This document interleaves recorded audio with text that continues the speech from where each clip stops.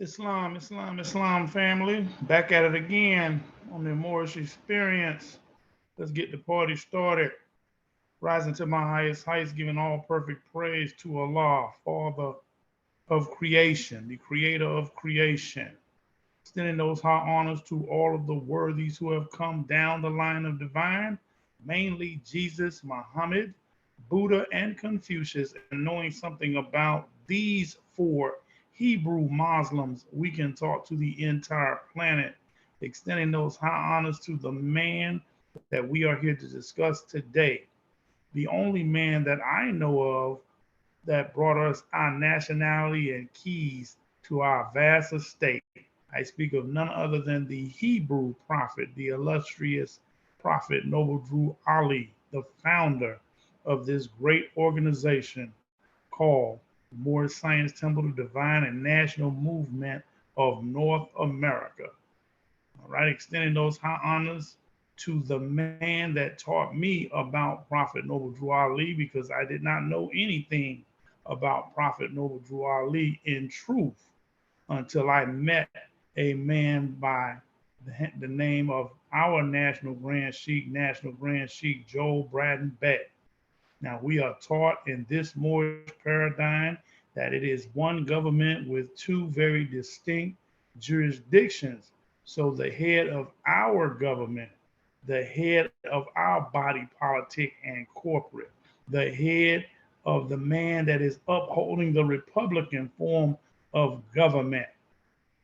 I speak of our National Grand Sheikh Joel Braden Bay and to that illustrious grand body that he works with on a daily basis to move our government upward and onward and hopefully to eventual perfection. I speak of all of the officers within our governmental structure, our sheiks and sheikesses, our deputy sheiks and our deputy sheikesses, and also want to extend the greetings of Islam and peace, most importantly, to our future, our children.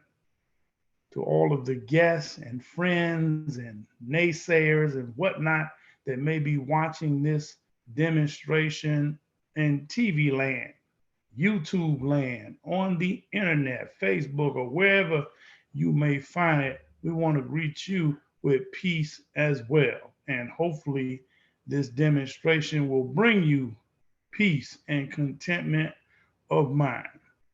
All right, so we're going to do a part two to the Moorish Science Temple, the Divine and National Movement of North America Incorporated, number 13, the Moorish American National Republic.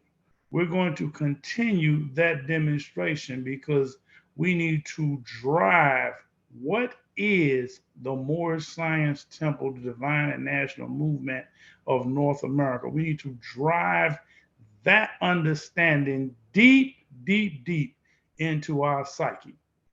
Because if we do not understand what it is that we have joined ourselves on to, if we do not understand that you are in fact a citizen of a sovereign body, then we are utterly and truly lost. So I'm going to do my best to try to break this down. We're going to recap some things that we did in part one. We're going to go over them again in part two for emphasis, because in the process of learning, we must hear things over and over and over and over again. This is why I am putting these demonstrations in the public. They're on the internet so that you can watch them over and over in the comfort of your home. Now, hopefully, as I said in the last demonstration, that you are not looking at this as entertainment. Some of us have went into our kitchen and we're going to hang out with Deputy Sheikh Thomas Muhammad Eel. We're going to hang out. We got our popcorn, we got our snacks, we got our beverages. Some of us have alcoholic beverages, some of us have our energy drinks, whatever your fancy is, whatever it is. But if you are watching this like you are watching a movie for entertainment purposes, this is not going to do well. This is not going to do you well. This literally will serve as your condemnation. I promise you, brother and sister, it will serve as your condemnation. Let me give you food for thought.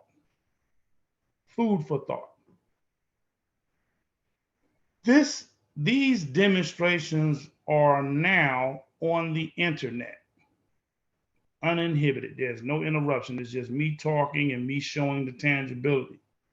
The worst day of your life would be if you got into a controversy as a Moorish American and you like, I'm a Moorish American, and you don't have no jurisdiction. That's the mantra that we love to sing. You don't have no jurisdiction. They don't have no jurisdiction. The they being the European, the they being governmental authority, the they being who we call affectionately white folks. I just want to make it clear. The they. And you telling them they don't have any jurisdiction because you're a Moorish American and you've been watching YouTube videos your whole life. So now you are a pseudo scholar. You ain't really did too much research. Your research it doesn't extend beyond YouTube and maybe 1 or 2.5 books. And now you would have found yourself in a controversy. And the very people that you yelling and screaming at do this here to you. This would be a terrible day if they do this to you. They go right to my website, right to my YouTube page, and they go, oh, you a member of the Moorish Science Temple of the Divine and National Movement of North America Incorporated, number 13, under the leadership of Joel Bratton Bay, and they go right to these videos and beat you to death. Now you mad at me.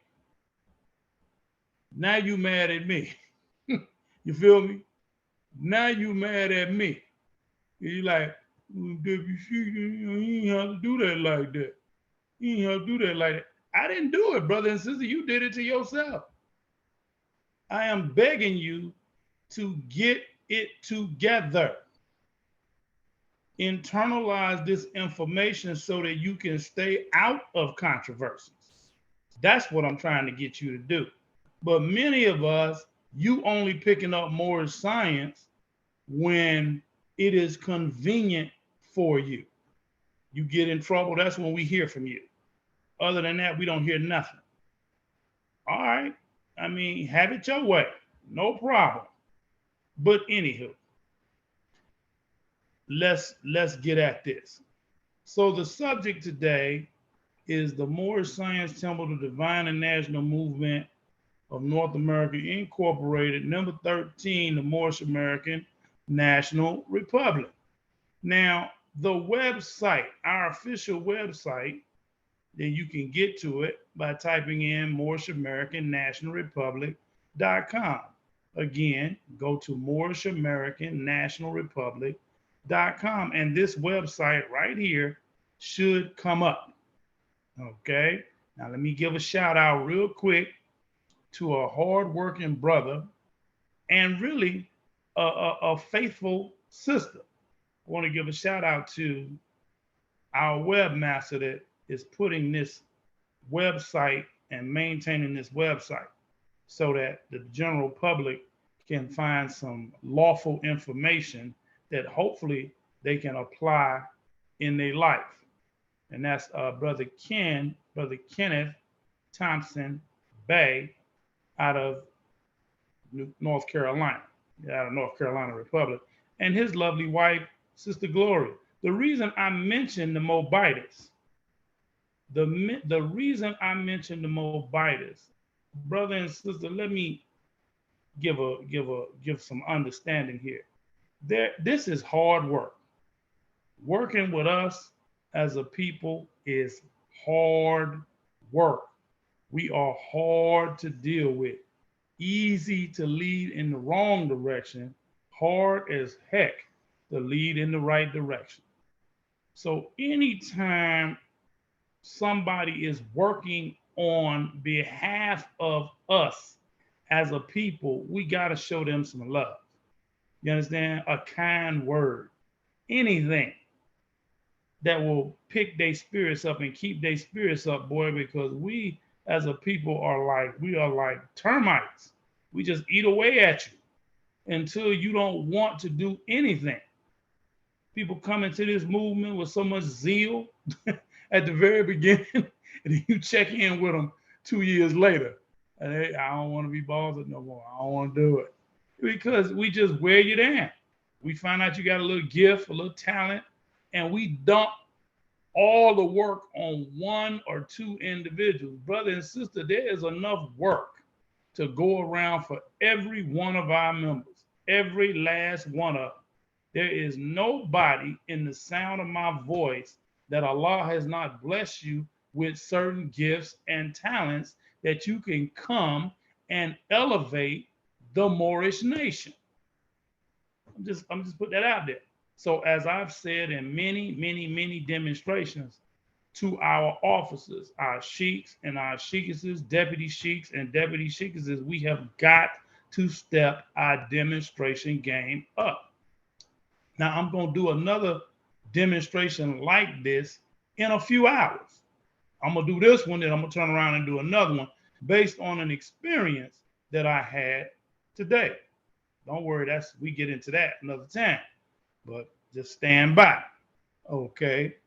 So I wanted to give the brother, our webmaster, Brother Ken, and his lovely wife, Sister Gloria, I wanted to give them a shout out because one, the brother is working on the website around the clock. You know, I'm sending him stuff. National Brand is talking to him, is in his ear, and he's sending him stuff. I want the website to look like this. I want to do that.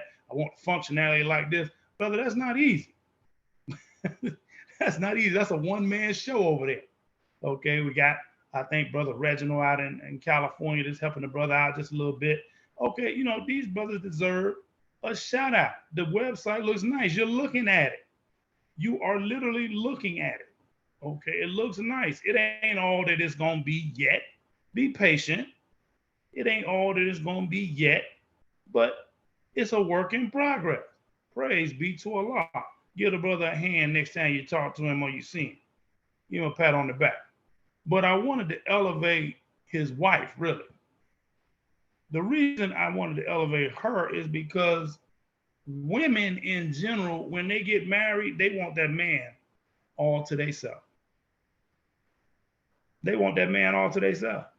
So when the man commits his life to a mission, that means the wife automatically takes second place. She's not made for that, brother and sister. She's not made for that. She takes second place. Where she thought she was going to be number one, now the movement is number one. Every time we turn around, you working on the website. Every time I turn around, you at the temple. Every time I turn around, you on the town hall. Every time I turn around, you know, you doing this, that, and the third. You see? You get it? So these sisters are special because they have to give up their time that they could be spending with their husband to help him build a new reality for her children, for herself, and for her grandchildren and great grandchildren going on down the wheel of time. So I wanted to give a shout out to Brother Ken and Sister Gloria. I wanted to give a shout out to Sheikh Isaiah and his wife, you know, because this brother, I wouldn't know nothing about nothing if his wife didn't free him up, I'm talking about Sheikh Isaiah, to teach in the school of law and history day in and day out, year in and year out, be on the town hall, week in and week out, not for a day, not for a month, for years. You understand? Gotta give the brother, Sheikh Isaiah, and his wife a shout out. I want to give Deputy Sheikh Sanders Bey a shout out, and his wife and family. They love their husband, they love their father, but you know, he involved in the School of Law and History, and we in the Sunday schools, and we on the town halls. I mean, we all over the place. You see what I'm saying? That takes a lot of work, a lot of courage, a lot of dedication. So I just want to give them a shout out. Another honorable mention. Uh, Michael Simpson, Deputy Chief Michael Simpson Ill Jr. I want to give him and his wife a shout out because you hear this brother, that brother has a very, very distinct sound. That's a serious vibration coming out of a young soldier. Believe me, I love that brother energy. He just breathes fire coming to you through a phone. Woo, got to give him a shout out. Thank you to his lovely wife and Mobitis for freeing him up, letting him do what he do. We got to give them sisters a shout out to our sister auxiliary, the sisters that are in the sister auxiliary. Got to give them a shout out to Sister Gloria Eel, I think is her name. She gets Gloria Eel in our Sunday school. Got to give them a shout out because a lot of times we sit back as brothers and we just, you know, all I hear is sheik, sheik, sheik, sheik, sheik, sheik, sheik, sheik, sheik. No, no, no, no. No. There's some sheikesses. There's some sheikesses I could name that I do not want to demonstrate behind. Nope. Refuse to follow. Make my light dim. But anyway, they also make your light, they make you stand up. So praise be to Allah. I just wanted to get that out, you know, because I know our brother had been working on the website and I know some of the challenges, you know, that he's going through to do that and to make it work. And he's really a one-man show and doing this thing. So shout out. You say, what does that got to do with anything? I'm going to show you in just a minute. So this is our official website, Moorish American National Republic.com, Moorish Science Temple of Divine and National Movement of North America, Incorporated, number 13, the Moorish American National Republic. Now, we're going to get into how that became what it became. You'll understand by and by. All right. So now I want to start here. When you go to More For You, this is what I want everybody to do. And I do mean everybody. I don't care whether you're in the movement, not in the movement, sympathetic to the movement, trying to understand the movement, never heard of the movement. I want you to go right here. Go to the website, go to the tab that says More For You, and then I want you to come down to where it says Letter to Representative. Letter to Representatives. Okay.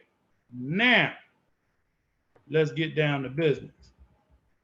We encourage all members and students to send the following letter to your state republic congressman. Okay, you got a hyperlink there.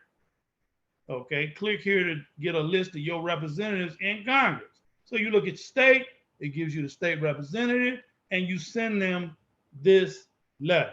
So if you are a member and a student of the School of Law and History or a member of our organization, you're going to click the burgundy button. If everybody else, you're going to click the green button. Now, the truth be told, it's the same letter. It's the same letter. I don't care what button you click. The only difference being where the intro to the letter is. So now I clicked on this because I want you to see the letter. Hopefully you can see it. I'm going to read the whole thing in its entirety so that we get an understanding of what this is really about. Greetings. And you can put the person's name there. The two main evils of society is the lack of economic security and social stability. These two components of life have been remedied within the 4 Emancipation Proclamations of President Abraham Lincoln, which is the law of the land: naturalization, colonization, compensation.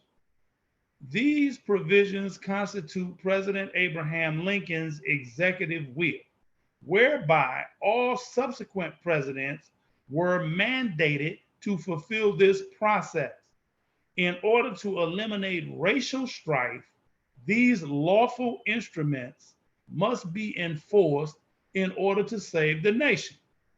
Therefore, as you being my congressional representative, it is incumbent upon you to perform your congressional duty to bring to congressional floor these laws to be implemented and enforced.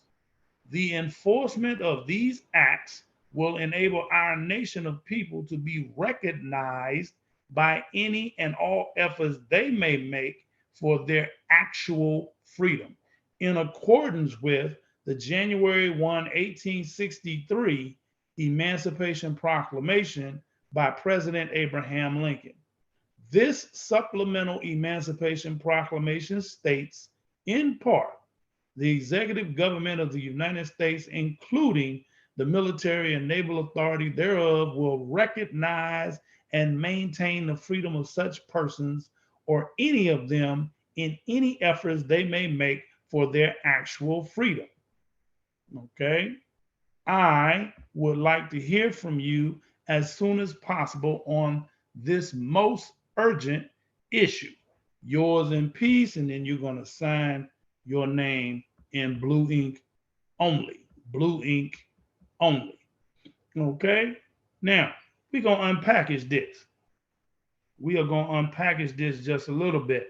So, our talk today is going to surround President Abraham Lincoln's executive will, which can be summed up as thus: naturalization, colonization, compensation.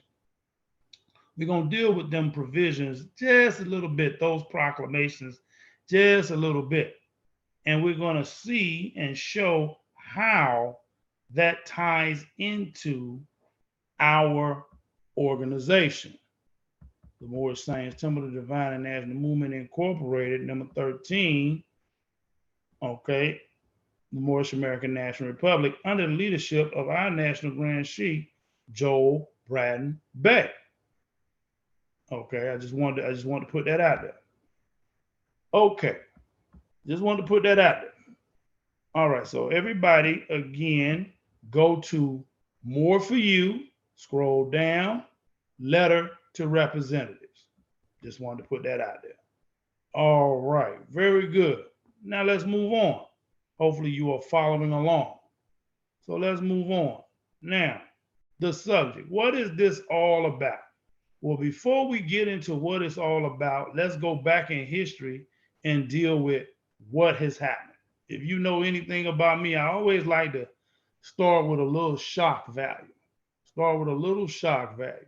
Because right now we have a situation in the country where integration is where it's at. Not separation, integration. See, and a lot of times when we talk about separation, our people think segregation. I'm not a fan of segregation. I'm a fan of separation. I'm going to deal with the reality of both of those things in a minute. But what I want to do is deal with integration, because that is what we presently have right now. Integration and segregation. See, we were segregated, then someone decided, let's integrate them. We were segregated, but then someone said, let's integrate. So integration has never been a two-way street, and indeed was never meant to be. It has always been, in every way, white directed. The threatening possibilities of the Black freedom struggle can thus be checked, domesticated, and even co-opted. Jim Wallace, theologian and author. Now, integration has never been a two-way street. It was never meant to be. It is white directed. So we have this narrative in what is called the United States, where we're all integrated. I can go where I want. I can live in the fine neighborhoods. I can be with white folks. If you notice, brother and sister, if you notice, this does not follow nature. What do I mean by that? As soon as you move into one of them nice neighborhoods, and you have every right to live in a nice neighborhood, believe me, brother, believe me. But as soon as we move into a nice neighborhood, if you notice the block, if you notice the spirit of the block, white folks get along very well with you when they're in the majority. Very well. One black family on the block, one black family on the block. One Moorish American family on the block, one Moorish American family on the block. Two black families on the block, three black families on the block. All of a sudden, right about the time we get 3 to 4 black families on the block, the for sale signs start going up. What is this? What is this all about? This is called white flight. We are the only people that will not take hints. We won't take no hints. You see this white flight, you're like, they're moving. They're not moving because the value of the houses are going down. They know the value of the houses are going to go down. Why? Because you are moving in. You are literally moving in. See, nobody wants to be around quote unquote black people, including other black people. Why? We just feel a self-hate. See, I get it. And you work hard to be in a nice house with a nice neighborhood. You work hard. Got your college degree, got a good job, got benefits, vacation time, you got health care. Good for you. But it don't change the reality of how Europeans, who are affectionately called white folks, feel about you. I've already covered that in other demonstrations. So I'm going to move on. So now that's integration. Segregation, a little different. Segregation is when we are separate, but you have a superior imposing its will on an inferior with all the benefit going to the superior. That is segregation. I'm not a fan of that at all. I'm not a fan of integration, and I'm not a fan of segregation. Again, segregation is where we are separated, but the benefit of this segregated status is going to a superior who is enforcing its will on an inferior with all of the benefits going to the superior. That is segregation. No, I, like President Abraham Lincoln, I, like Prophet Noble Drew Ali, I, like our National Grand Chief Joe Braden Bay, I, like Minister Farrakhan, I, like Elijah Muhammad, am a fan of separation. It is very different. Very different. Separation is equality. That means whatever we got on one side of the equal sign is on the other side of the equal sign. You follow me? That means if you have a territory that you control, that means I got a territory that I control. That means if you building your own houses, I'm building my own houses. If you have your own financial institutions and banking systems and economy, I also have my own banking institutions and economy. If you got a military, I got a military. See, this is what we call checks and balances. See, checks and balances. You got an education system where you teaching your babies your history. We have an education system that we are teaching our babies our history. You got airplanes, we got airplanes. You got ships, we got ships. You got farmland, we got farmland in a separate but equal position. Notice I had to put that word equal in there. That ain't what we got right now. We have integration. It is not separate, and it's definitely not equal. Definitely not equal. We who are classified in the United States as Negro, Black, Colored, African American, Ethiopian, etc., those people clinging to the names and principles that delude to slavery are in a integrated status, not separate, definitely not equal. We are second-class citizens clinging to names and principles that delude to slavery. This is reality. And if you don't think you are in a if you don't think you're in a second-class citizenship, then let me see you do something independent outside of the United States. You don't even think independently outside of what white folks have told you to think. So if you don't think independently of their thinking, since they control the educational system, then you certainly cannot act independently of them. You don't even think about leaving white folks. It don't even enter your mind. You know how to leave your wife. You know how to leave your children. You know how to leave your spouse. You know how to leave your mama house. But you don't want to leave your open slave master. That's what I mean when I say you don't think independently of them. You really don't think you can make it without them, even though nobody can exist on the planet without you. Nobody, not the Chinese, not the Koreans, not the Puerto Ricans. Nobody can be without quote unquote black folks. Not gonna happen because we outnumber the planet.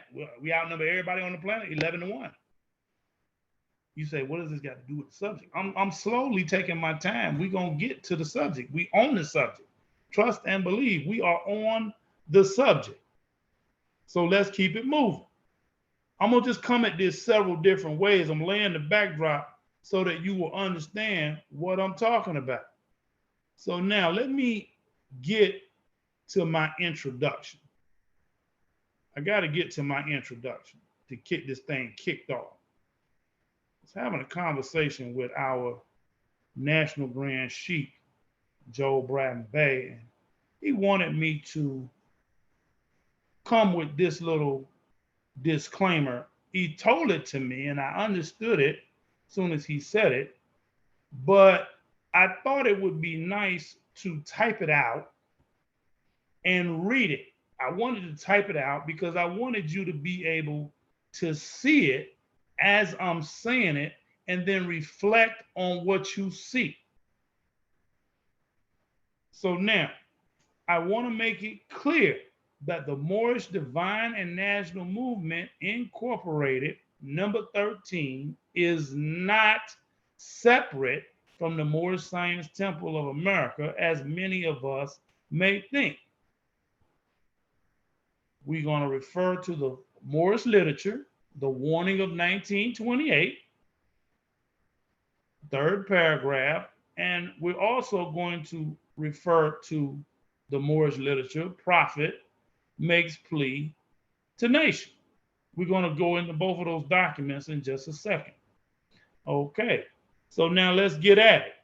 Let me get back over here so we can bring some things up on the screen so this will make absolute sense. Because sometimes I like the illustrations. That's just me. I like illustrations. You know, because this is a classroom. It's definitely going to be a classroom today. I promise you. I promise you. You're going to really love where this is going as soon as I get what I'm trying to find. Here we go. Here we go. Right here. See, the great meeting is on, a warning from the prophet. Now, not only am I going to read the warning, but I'm going to attempt to give us understanding and interpretation of what the warning means. And this is what we got to do: get knowledge, but in all thy gettings, get the understanding, for it is the principal thing. Okay, and that's what the problem is with a lot of us. We got knowledge on top of knowledge, we got information on top of information. But because we do not comprehend, we don't have comprehension, we can't enforce what it is that we claim to know, which is really a waste of time. So I do not talk from a position of just knowledge. I talk from a position of understanding and application. So we're going to go into the warning, but we're going to remember why we're going into this warning.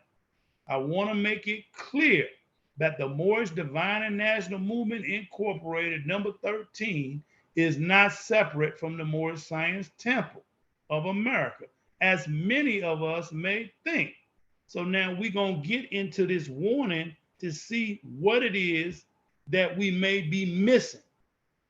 The citizens of all free national governments, according to their national constitutions, are of all one family bearing one free national name. Now, the first thing we need to understand is Prophet Noble Drew Ali keeps using this word free, which is an adjective. An adjective is that which describes a noun. So when you see the word free, what follows right after the word free, he's drawing special attention to it.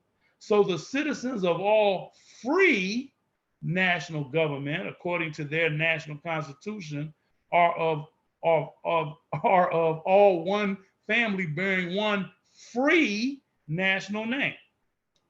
Those who fail to recognize the free national name of their constitutional government are classed as undesirables and are subject to all inferior names, abuses, and mistreatments that the citizens care to bestow upon them.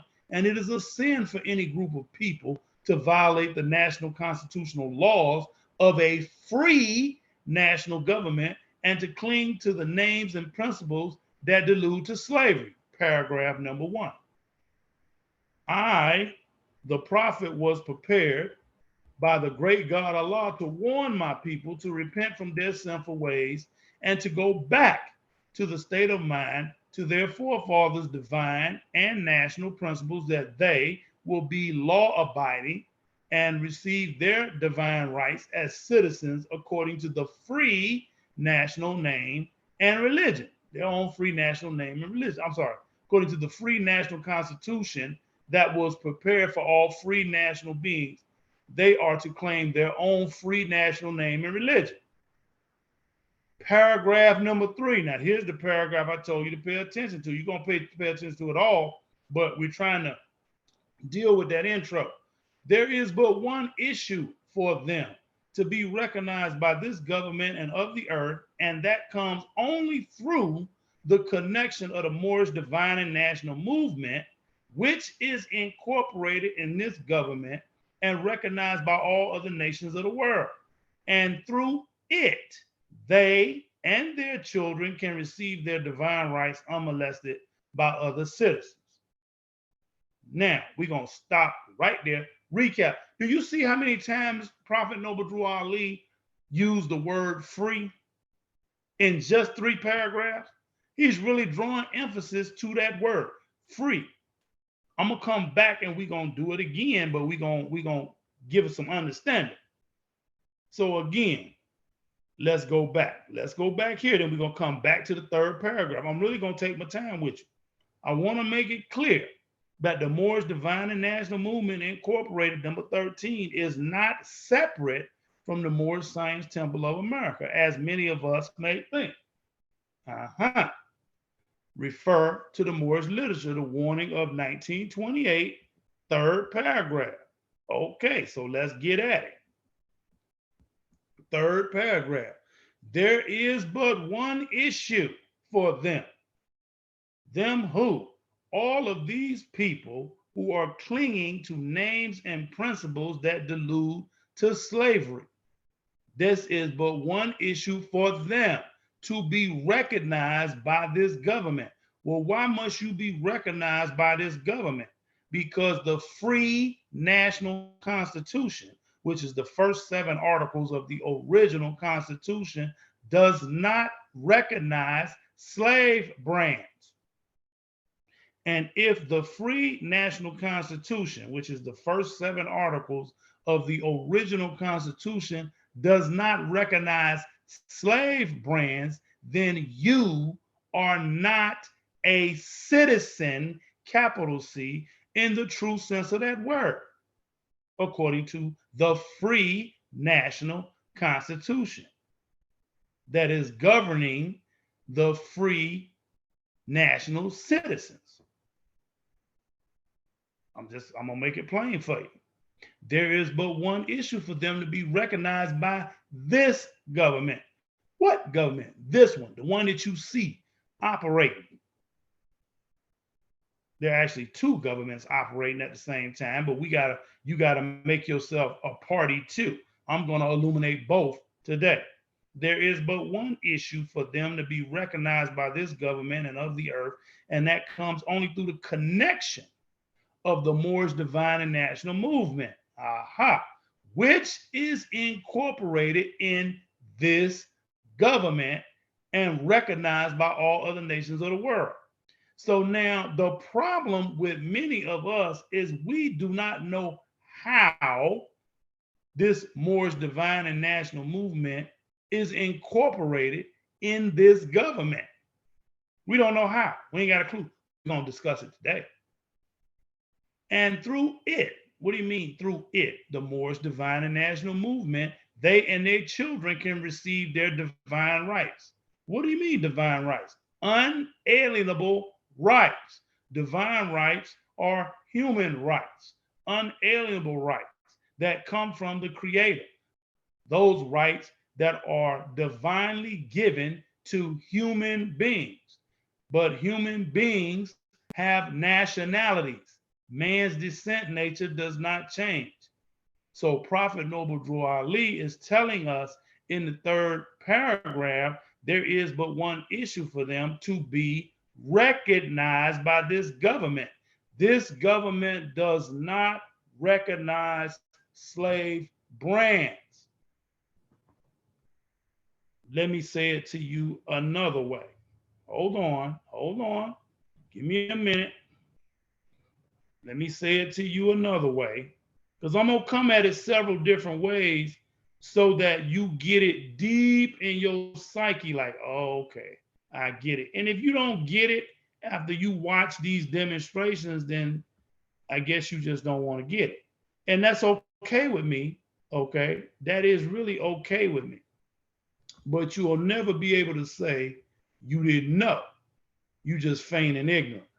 Now, I got what I'm looking for up here, and I want the big, bold one.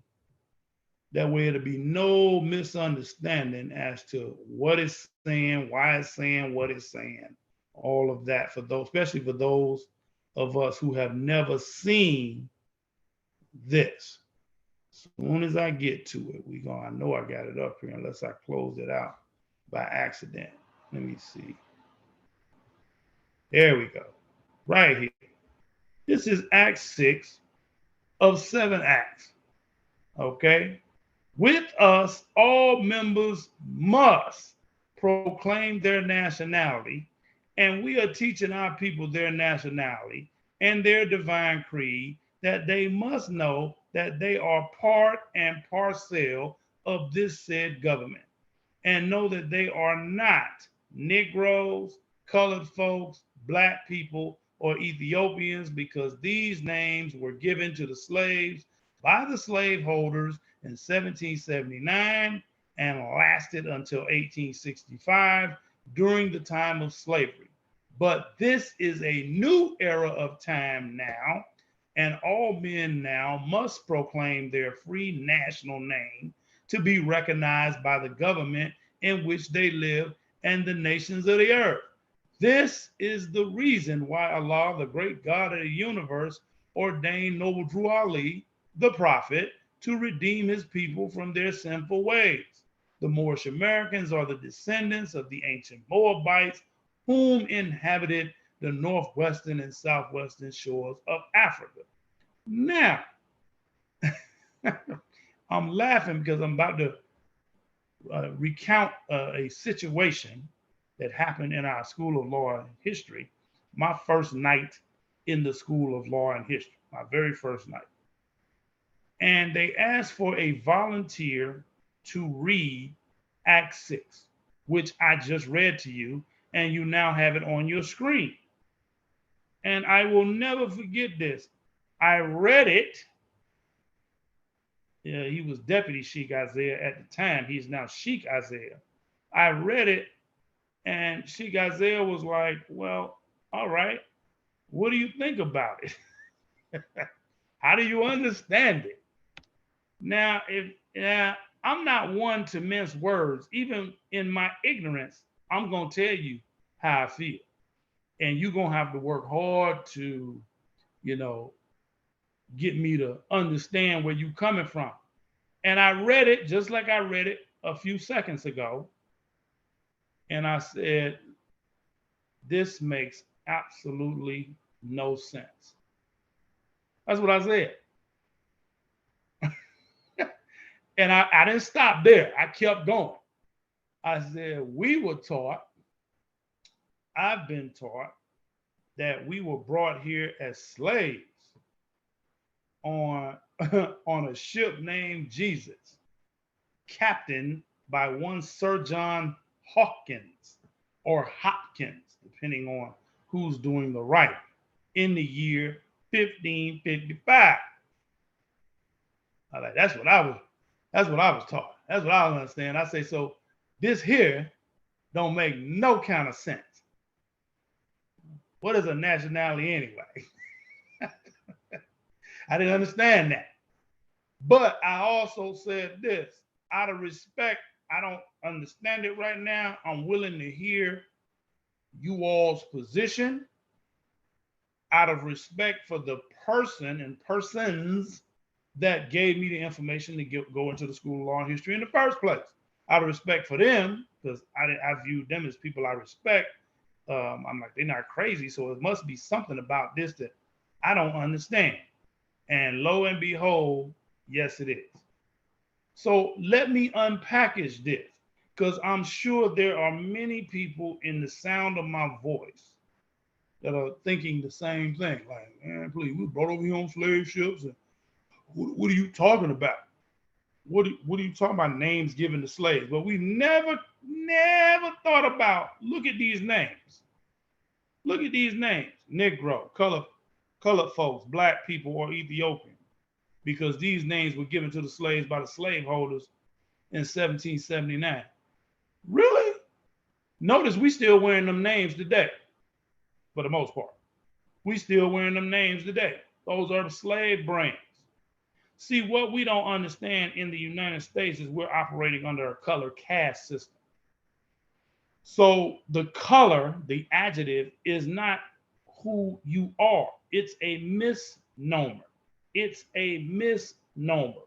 So Prophet Noble Drew Ali, number one, is saying to us, with us, all members must proclaim their nationality. But you cannot proclaim what you don't know. So therefore, we are teaching our people their nationality, because you can't proclaim what you don't know, and you don't know it unless you've been taught. So we are teaching each one of us as a citizen, as a member of this organization, the Moorish Science Temple, the Divine and National Movement of North America Incorporated, number 13, the Moorish American National Republic. That is our duty and responsibility, to teach our people their nationality and their divine creed, which is Islamism. Your divine creed, Islam. It simply means peace. Ain't that what you want? Peace and contentment of mind? Right now you have chaos, but we want peace. Somebody has to teach you the ways of peace that they must know. It's not a good suggestion. It's not a good idea. You must know that you are part and parcel of this said government. What do you mean part and parcel? That means part and parcel in law means that a smaller thing that is attached to a bigger thing. Well, what is this part and parcel of this said government? Said in law means that which was mentioned before, or that which was before. Well, what was before what you presently have now? Now you have a democracy. Before you had a republic. I'm just doing this for illustrative purposes so you could understand. Article 4, Section 4 of the Free National Constitution, which is the first 7 articles of the original Constitution, says that all states shall be governed by a Republican form of government. Republican form of government. That ain't what you got now. You have a democracy that was brought into existence with the Organic Act of 1871, thereby placing a government in the District of Columbia, a de facto government. De facto meaning fake. It has the semblance, it's a color of law. It's not real.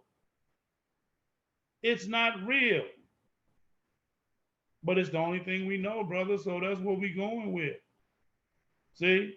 They must know that they are part and parcel of this said government, of the republic, and know that they are not Negroes, colored folks, black people, or Ethiopians.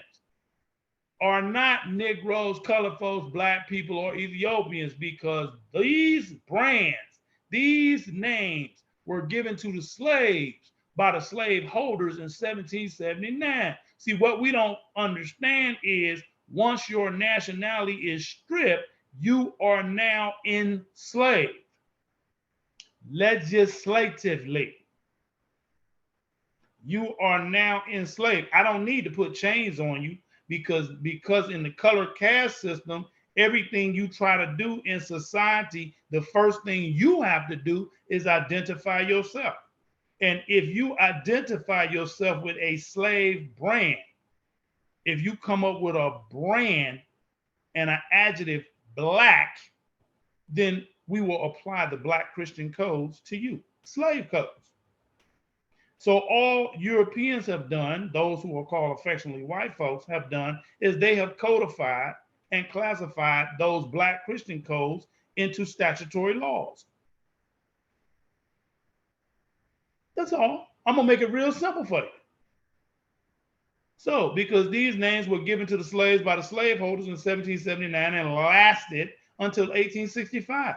Well, our nationality was stripped in 1774 at that first Continental Convention. It was stripped. It was 35 Moors and 20 Anglo-Saxons that formed We the People to form a more perfect union. At that convention, the Moors' nationality was stripped. Why? Because the Moors that were in majority, many of them were slave owners. And as I've said on previous demonstrations, slavery back then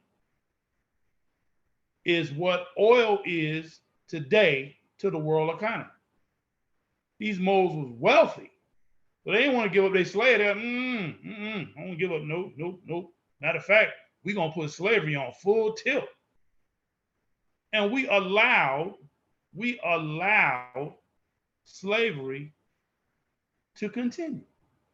And we did it to ourselves. The Europeans looking at this, I'm talking about the pale-skinned Europeans, George Washington and the boys, Benjamin Franklin and the boys, Thomas Barclay, William Penn and the boys, looking at this was like, oh my God, they really gonna allow this to happen? So they said, okay, if we're gonna allow this to happen, we're gonna get involved with the slave trade too. Now that doesn't mean that slave ships were not involved, but they just wasn't involved to the degree that the pale-skinned European is telling you. You see? So at this Continental Convention, this first one back there in 1774, if we would agree to take the fezzes and turbans off the Moors' heads and remove the sandals from their feet and enforce severe punishments, and to also swear a death oath between ourselves to religiously and faithfully not to allow anyone to teach their Moorish children who they really were or who their forefathers were, and only allow the Moorish children to be taught that they were truly Negroes, black people, and colored folks. 200 years from today, the Moorish people would not know their nationality or their national name of their forefathers. Also, they would not know from which land or ancestors that they are descended from. Now, brother and sister, please don't tell me this didn't happen, because you are wearing the names of Negro, Black, Colored, African American, Ethiopian, etc. right now. So if that's the proof that this actually happened. And this took place back there in 1774. 1774. And now, what's the further proof that this happened? Where's the proof, Brother Muhammad? Where's the proof? Okay, let me get back to Act 6. Bear with me just 1 second. See, because the proof is in the pudding. Hold on, and I lost my act. Oh boy. See, this is what happens. You got a lot of information on the screen. You're just trying to get everything. I think it's back this way. Bear with me 1 second, people. Bear with me 1 second. Because I don't want to lose these points. There it is, right there. Boom. With us, all members must proclaim their nationality. What do you mean proclaim? It's got to be widely known, publicly known, widely spread. Their nationality. What is your nationality? Moorish American. Why did I say Moorish American? Did you not just see right here? Did you not just see right here where it said, if we would agree to take the feathers and turbans off the Moor's head? So this was in 1774. So if you were a Moor in 1774, would you not be a Moor in 1779? Would you not be a Moor in 1779? Would you not be a Moor in 1879? Would you not be a Moor in 1979? Would you not be a Moor in 2009? Would you not be a Moor in 2019? Would you not be a Moor today in 2023? Since man's descent nature does not change, if we would agree to take the feathers and turbans off the Moors' heads and remove the sandals from their feet and enforce severe punishments, and also to swear a death oath between ourselves to religiously and faithfully not to allow anyone to teach their Moorish children who they really were or who their forefathers were, and only to allow the Moorish children to be taught that they were truly Negroes, black people, and colored folks. 200 years from today, the Moorish people would not know their nationality or their national name of their forefathers. Is this now making sense to you? With us, all members must proclaim their nationality, and we are teaching our people their nationality and their divine creed, that they must know that they are part and parcel of this said government, 35 Moorish chieftains, 20 Anglo-Saxons, who form we the people to form a more perfect union. Is it starting to make sense now? The Moors had a republican form of government. This whole Western Hemisphere was being governed by the Great Law of Peace, or the Great Law of Islam. The pale-skinned European brought Christianity to these shores, but as a people, that is not how we governed ourselves. Christianity is for the European and their earthly salvation. Our divine creed is Islam.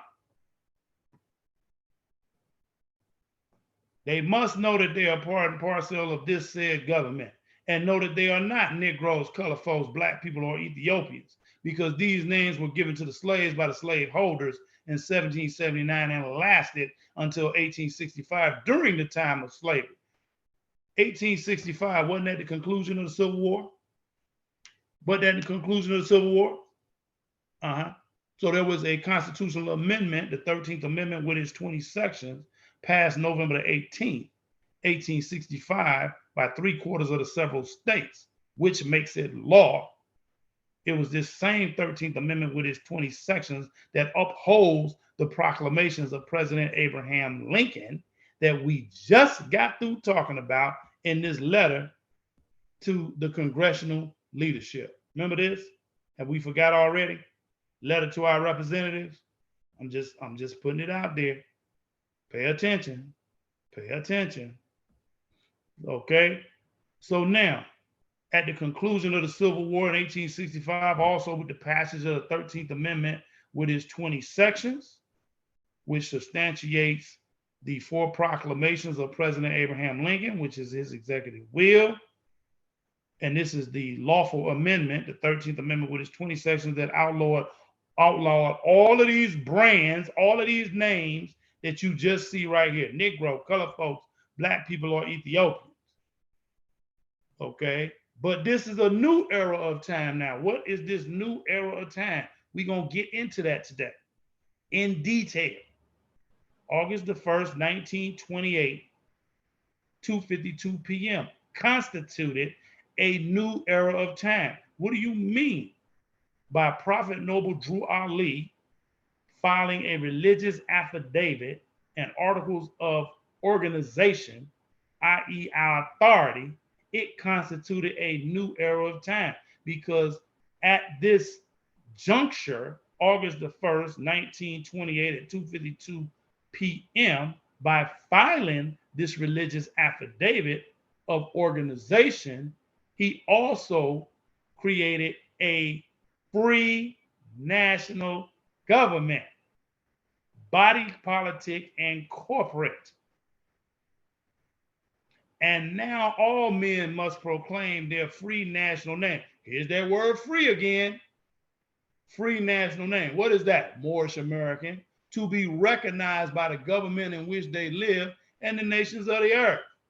You can't keep clinging to names and principles that delude to slavery. This is the reason why Allah, the great God of the universe, ordained Noble Drew Ali, the prophet, to redeem his people from their sinful ways. What sinful ways? You keep clinging to names and principles that delude to slavery, and you keep identifying with a slave brand, which is a misnomer. So Prophet Noble Drew Ali tells you your free national name in the last tier of law in this Act 6, the Moorish Americans. That is your free national name.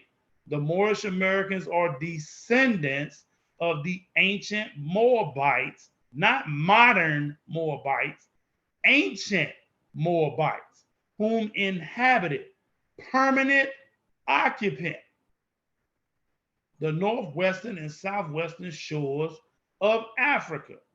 This is reality. Now, let's deal with it. We're going to come back to it, but we're going to get into some other things right now just to help you understand. Nope, that's not what I want.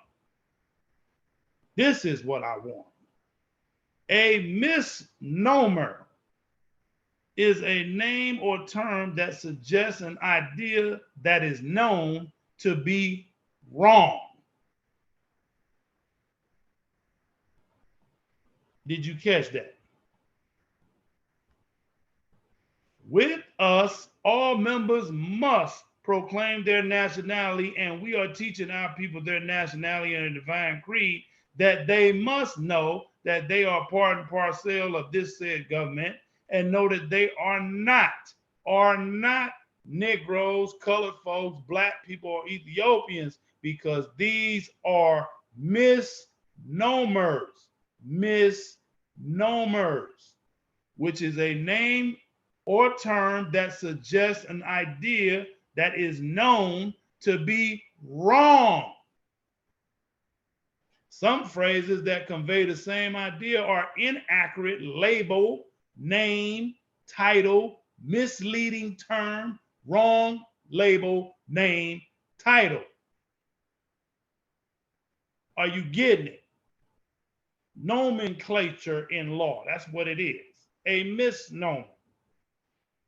Clinging to names and principles that delude to slavery. They must know that they are not Negroes, colored folks, black people, or Ethiopians, because these names were given to the slaves by the slaveholders in 1779. So our nationality was stripped in 1774, and we accepted the brands of Black, Negro, colored folks, Ethiopians, and now today African American in 1779, and lasted until 1865. Are you picking up what I am putting down? Are you picking up what I am putting down? I need you to get it. I really need you to lock in and get it, because this is why we continue to suffer some of the things that we are suffering.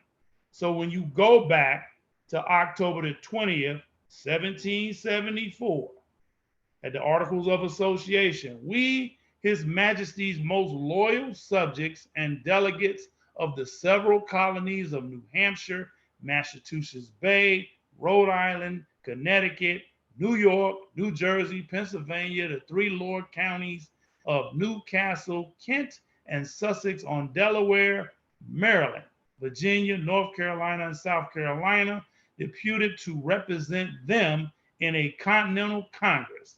Now, didn't we just show you in 1774 at this first Continental Convention, okay, that was held in the city of Philadelphia on the 5th day of September, 1774, that the Moors' nationality was being stripped? We the people to form a more perfect union with 35 Moorish chieftains and 20 Anglo-Saxons. All this is happening at the same time. I need you to get that. A month before, it went down like this. On September the 5th, 1774, the Moors were a divided and defeated nation here in North America. On that date, the 13 European colonies or nations met in Philadelphia in a building known as Carpenter's Hall. It was a Masonic convention. Masonic is defined as pertaining to characteristics of Freemasons or Freemasonry, secret society with secret passwords, handshakes, and secret ceremonies with meanings only known to their members, and secret signals. The meeting or convention was originally called the Odd Fellows Convention.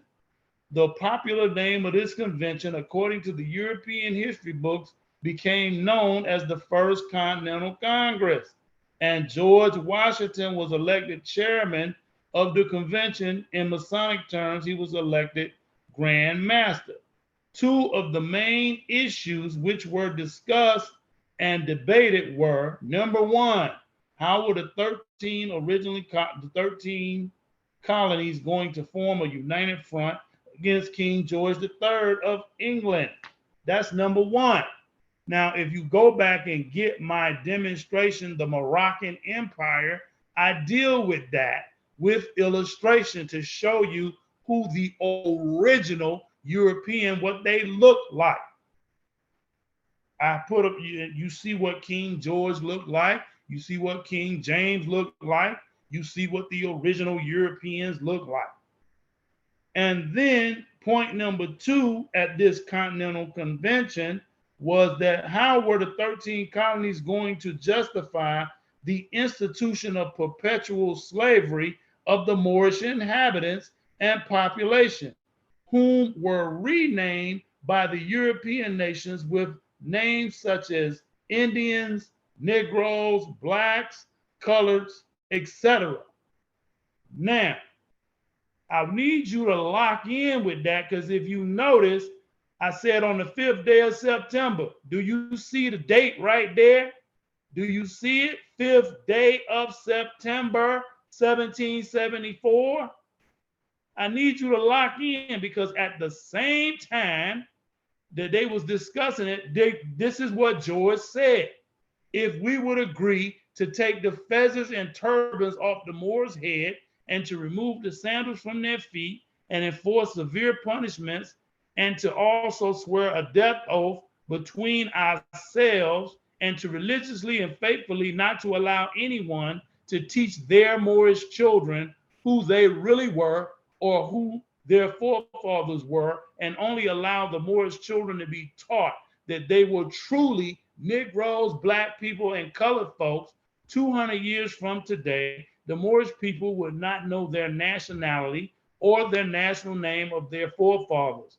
Also, they would not know from which land or ancestors that they are descended from.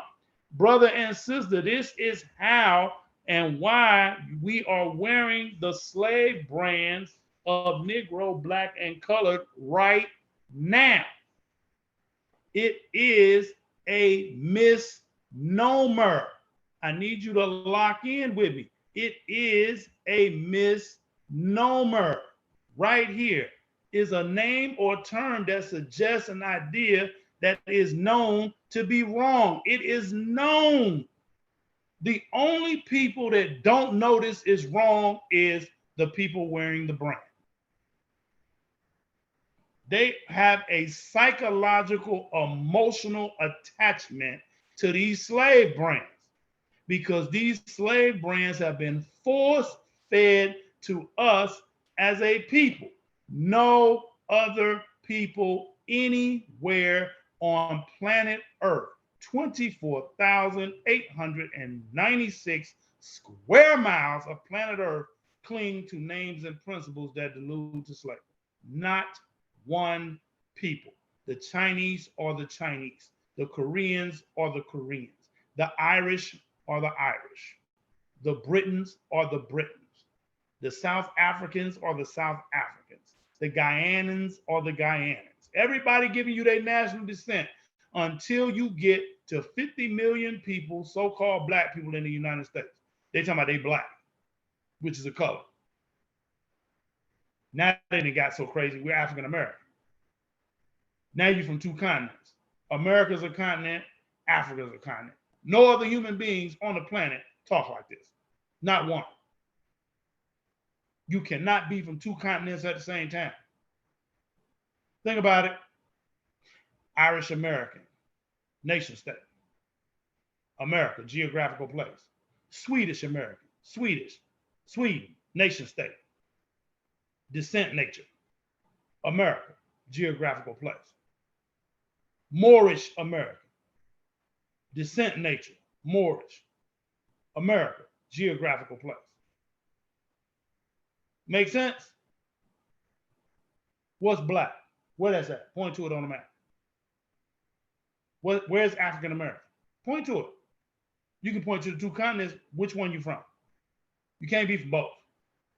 Not at the same time. It don't work. The hyphen joins two things together. Explain yourself. See, you can't explain yourself in truth.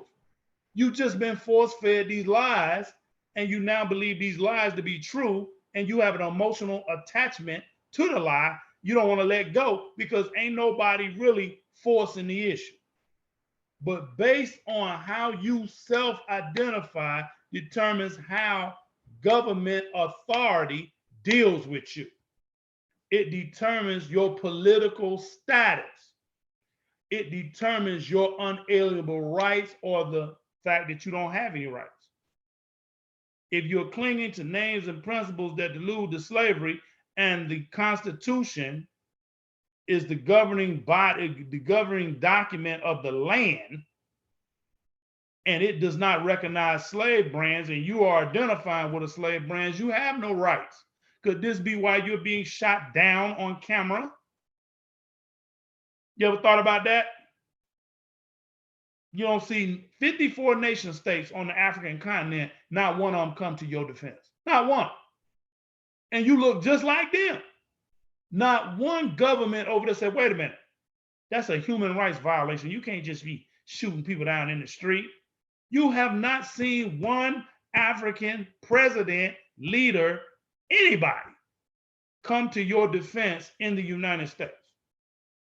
And you are shot down on camera, and that footage goes all the way around the planet. You say, but they protesting, brother. They in solidarity with us. But it doesn't change the reality of the United States. It doesn't change the reality. Why? Because the United States has laws. And any African leader, any leader from anywhere, matter of fact, that screams you are violating our human rights or those people's human rights, they are going to go right into the law itself, and they're going to show with concrete accuracy these people are clinging to names and principles that delude to slavery. These are the names that were given historically to them in 1779, and they have accepted these brands. Therefore, they have no constitutional protection at all. We can do whatever we want to them because they are not citizens of the country in which they claim. Sorry about that. They come up as stateless persons. They have no rights at all, not human rights, not inalienable rights, nothing. You are operating on a granted privilege. That's exactly why you have to have a Voting Rights Act. That is exactly why they have a 14th Amendment. Just saying. Let's move on. Let's move on. All right. So let's go back to the intro. Got to go back. Want to make it clear that the Moorish Divine and National Movement Incorporated, number 13, is not separate from the Moorish Science Temple of America, as many of us may think. Refer to the Moorish literature, the warning of 1928, third paragraph, which we have done, and also prophet makes plea to the nation. So let's deal with prophet makes plea to the nation. Let's deal with that. Let me get that pulled up so that we can understand exactly what we're talking about. Prophet makes plea to the nation. Let me find it. I got it up here somewhere. Here we go. Prophet makes plea to the nation. Our divine and national movement, there we go again. Our divine and national movement stands for the specific grand principles of love, truth, peace, freedom, and justice. And I, the prophet, am applying to all loyal, faithful Moors, members, and the American citizens to help me in my great uplifting acts of uplifting fallen humanity among the Asiatic race and nation. For I have suffered much and severely in the past through misunderstanding of what the movement was dedicated to. Well, what is the movement dedicated to? Uplifting fallen humanity. Well, you can't uplift fallen humanity if you still have fallen yourself. Okay. It is the great God alone, great God Allah alone, that guides the destiny of this divine and national movement. Okay. That's going to take on special meaning here in just a few minutes. It is the great God Allah alone that guides the destiny of this divine and national movement. So when you see and divine, that's one thing, dealing with spiritual matters, ecclesial laws, divine law, theocracy, that's divine. And national movement, nation state. I know all true American citizens are identified by national descent names to answer and apply to the free national constitution of this free national republic of the United States of America. Stop right there. Let's unpackage that. Do not run by that like I didn't say anything, because I said a mouthful. Let's unpackage it. It is the great God, Allah alone, that guides the destiny of this divine and national movement. This is a theocracy. This divine and national movement is a theocracy, which means that the laws of God is where it's at. I know that all true American citizens are identified by national descent name. Well, what is your national descent name? Moorish American. To answer and apply to the free national constitution. Well, what is this free national constitution? The free national constitution is the first 7 articles of the original Constitution of the United States of America. So how does one apply to this free national republic and free national constitution? One must look at the free national constitution for the answer.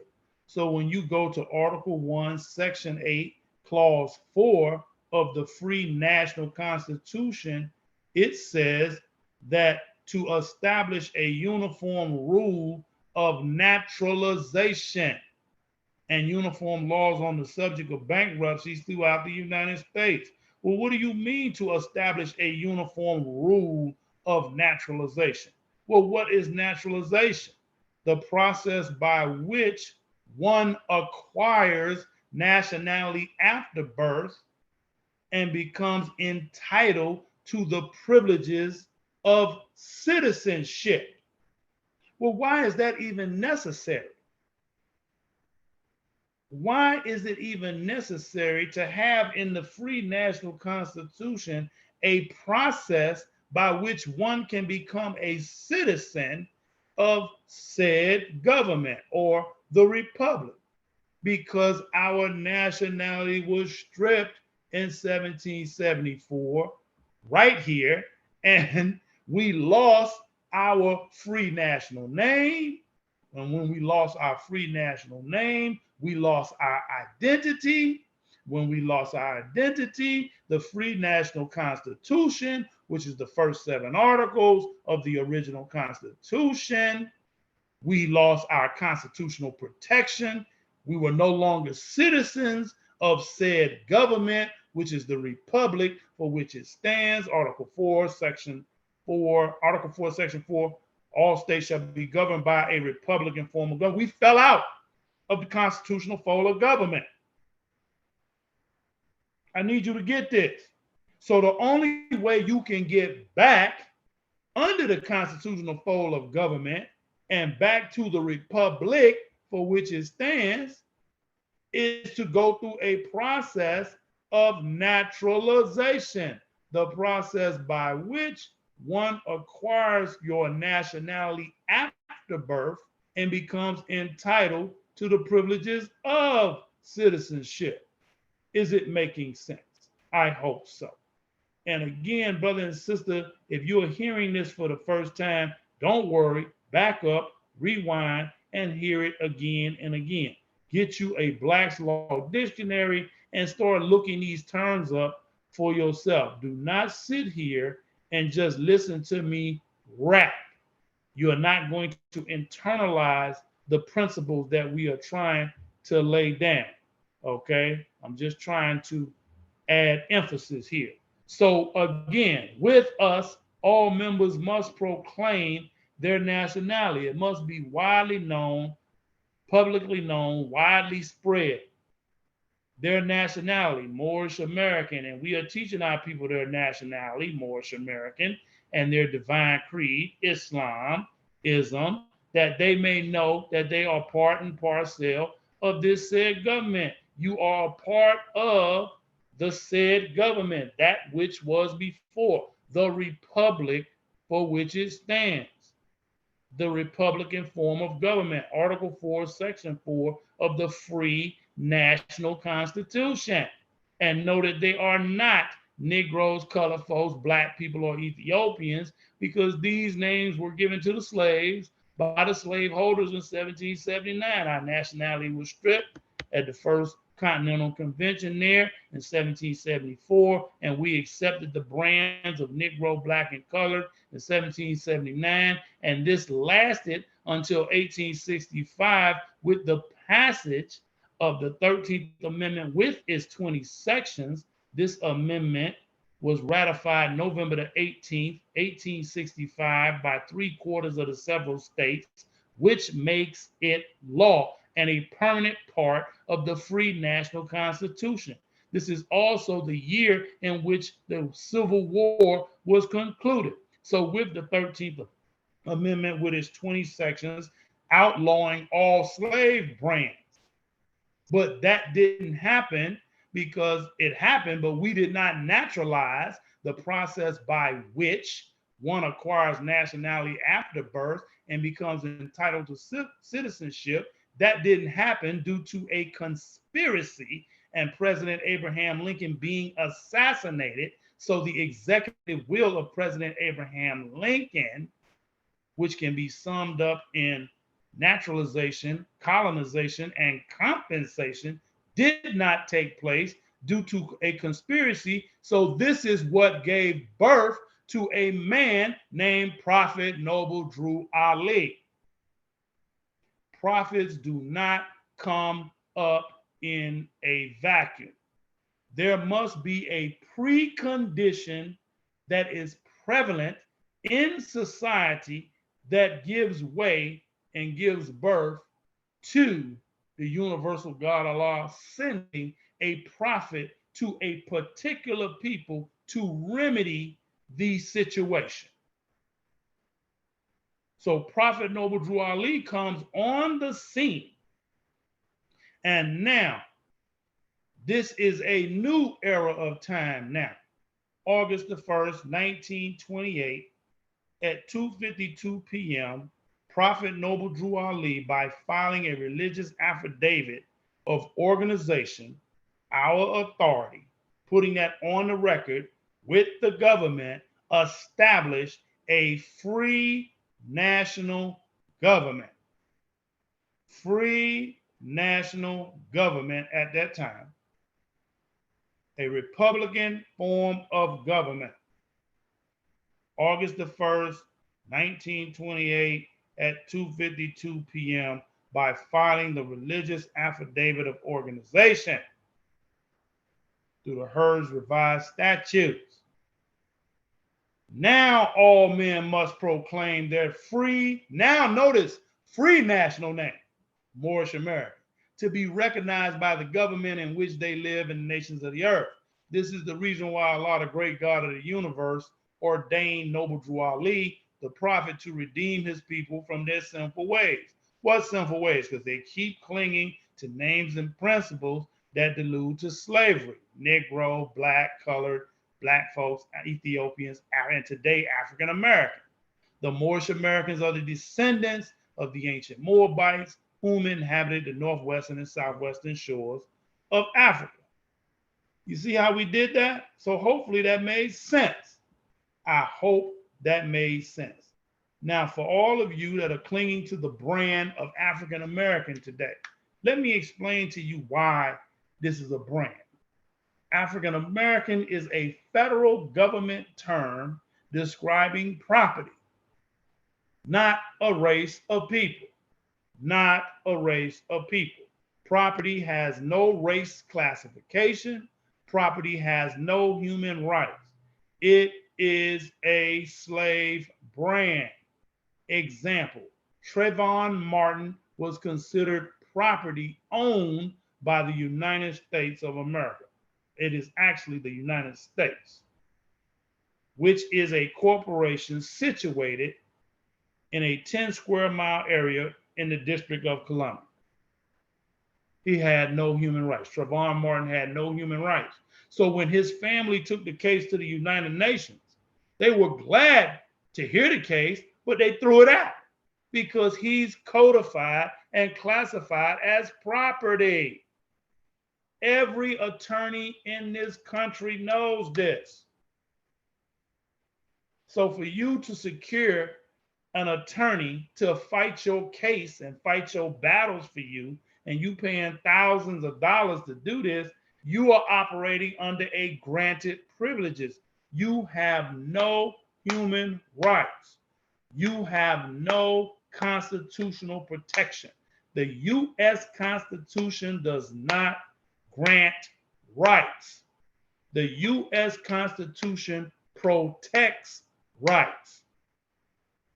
Human rights, unalienable rights, divine rights, birth rights, same thing.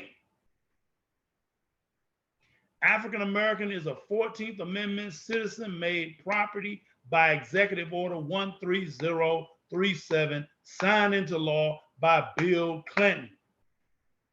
Look it up. Don't take my word for it, brother and sister. Google it. Go on Google and look up Executive Order 13037, and you will see exactly what is on your screen. You cannot make this stuff up. So I gave it to you 3 different ways. Property. We're going to make them property. We're going to hit them with a misnomer. Slave brand. With us, all members must proclaim their nationality. That is how important proclaiming your nationality is.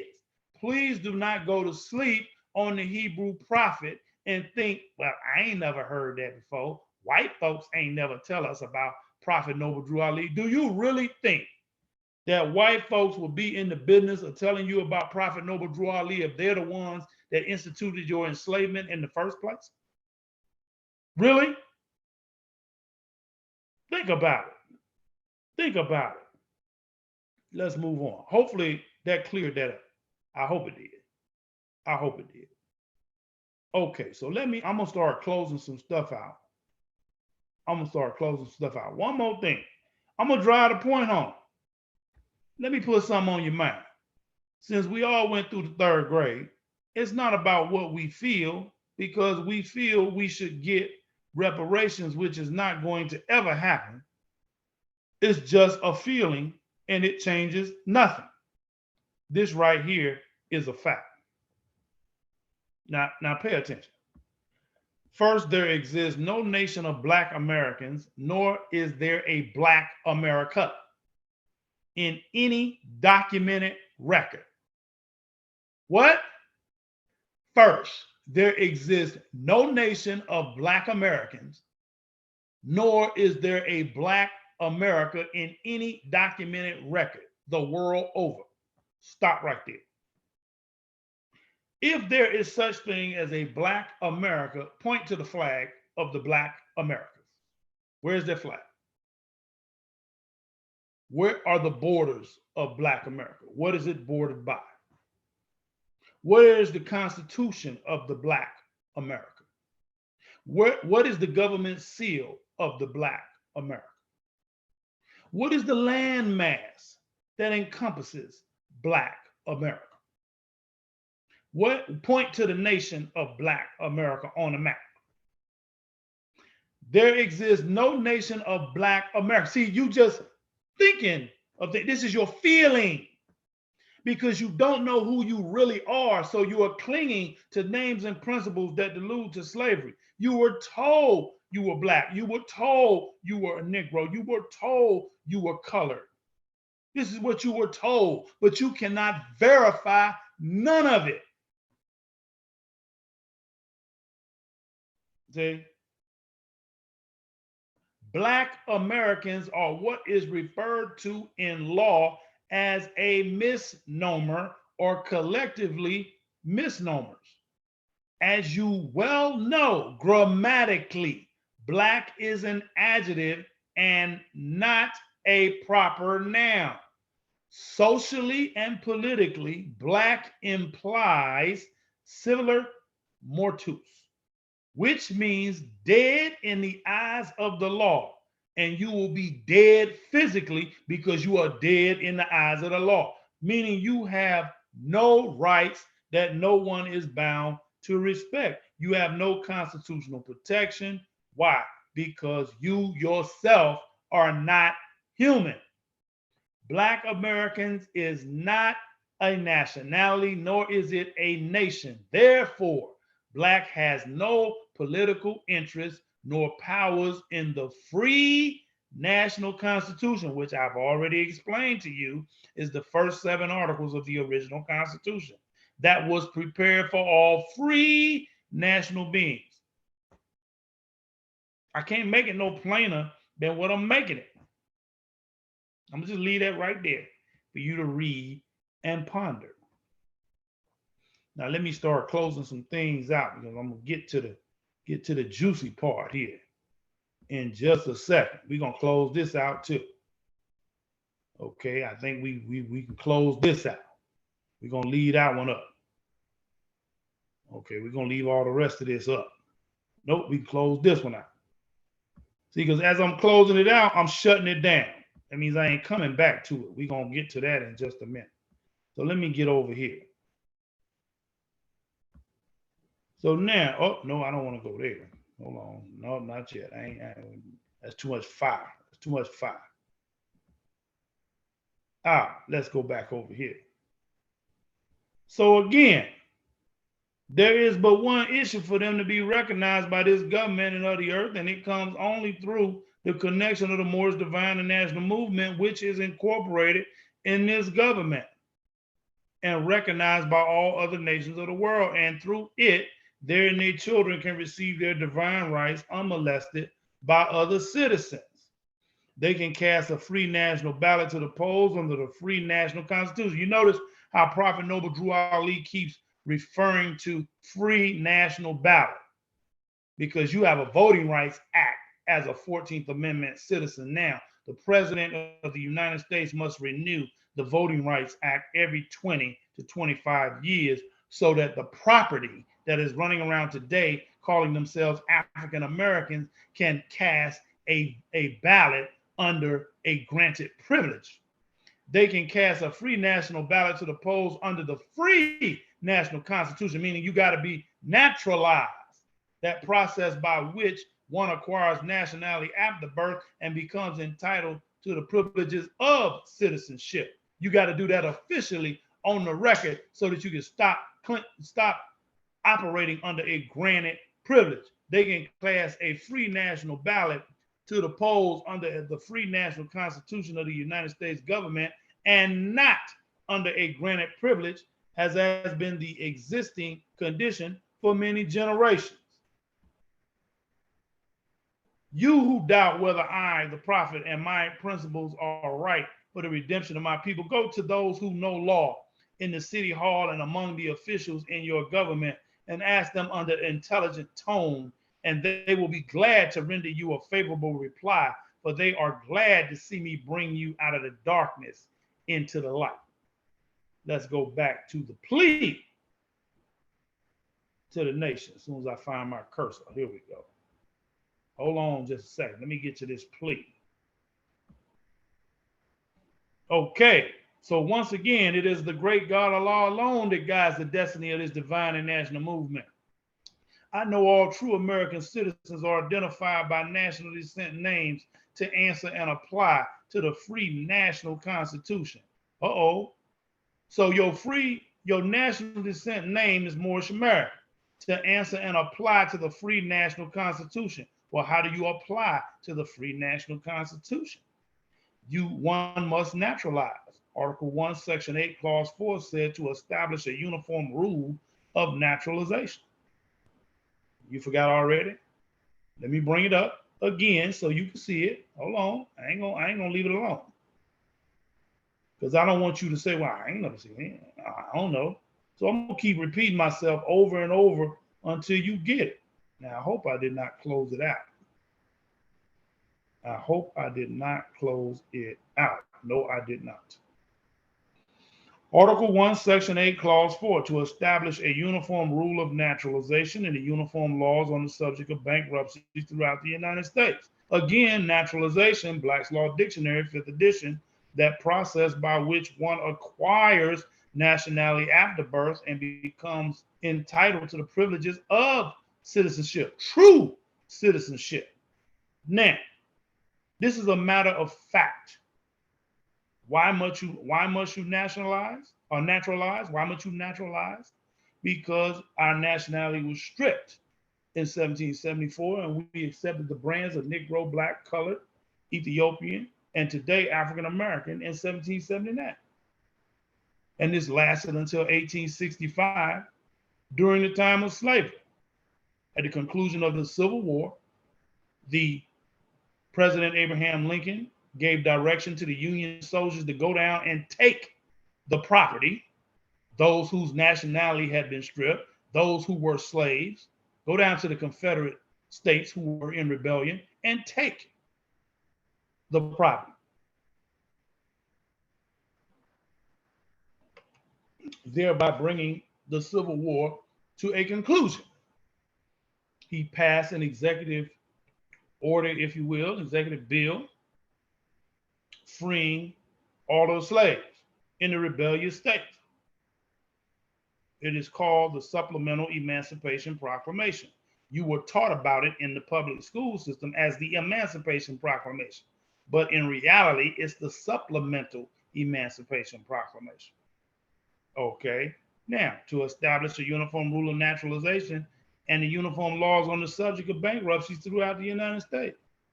Okay, so now I'm going to close this out. Again, that's Article 1, Section 8, Clause 4 of the Free National Constitution. Now, we're going to go over here again. We got to get back to it. Okay, let's go over here again. Let's get back to it. Prophet makes plea to the nation. So it is the great God Allah alone that guides the destiny of this divine and national movement. Remember, this organization, this divine and national movement, this is a theocracy. I know that all true American citizens, America is a continent, people, are identified by national descent names, Moorish American, to answer and apply to the free national constitution, first 7 articles of the original constitution of this free national republic. Now, let's talk about this free national republic of the United States of America. So if Article 4, Section 4 of the Free National Constitution says that all states shall be governed by a Republican form of government, and we had a Republican form of government right up until the time of the passage of the Organic Act of 1871, which is where they put a government in the District of Columbia. And they set up what is called a democracy, thereby setting up a de facto government, because they knew they could not get rid of the Union because the Union was perpetual and is perpetual. So they said, well, we'll just put something next to it that looks like the Republic, but in fact, it is fake. And we'll call it, instead of the United States of America, that's the Republic, we'll call the fake government the United States. Real talk, real talk, real talk. Let me help you. Boom. Left side of your screen, one government, 2 jurisdictions. Left side of your screen, that's the government seal for the United States of America on the left. On the right side of your screen, democracy, national government. On the right side of your screen, you have the national government. On the left side of your screen, you have the free national government. On the right side of your screen, you have a democracy. On the left side of your screen, you have a republic. On the right side of your screen, you have 14th Amendment citizens, federal citizenship, corporate entities, legal fictions, i.e. slave brands and property. On the left side of your screen, you have free national beings, human beings who have taken the oath of amnesty and reconstruction, taking them out of a state of rebellion. They have proclaimed their nationality, and now they come up under the free national constitution, which is the first 7 articles of the United States of America for America, not of America, for America, the original constitution, 1789. You follow me? This is critical. This is critical for you to understand and for you to make the shift. You just can't talk about it. You got to physically do something to make the change. Nothing changes until you change it. Let's keep it moving. Okay, let's keep it moving. We're not going to hold you all day, but we're going to drop enough science today so you understand. It is the great God Allah alone that guides the destiny of this divine and national movement. I know that all true American citizens are identified by national descent names to answer and apply to the free national constitution of this free national republic of the United States of America.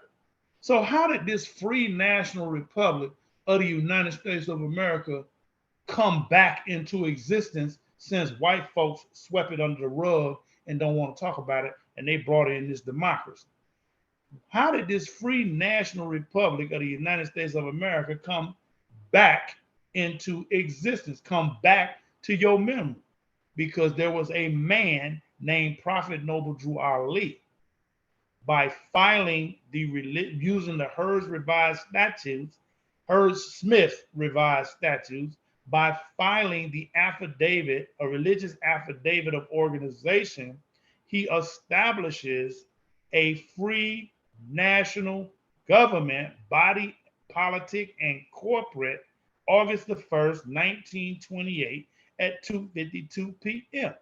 This is how in the warning, it is incorporated in this government. Do you understand? By filing this religious affidavit, do you get it? By filing this became a free national, this is our delegation of authority order for the free national government. Not the national government, the free national government. One government, two jurisdictions. You see?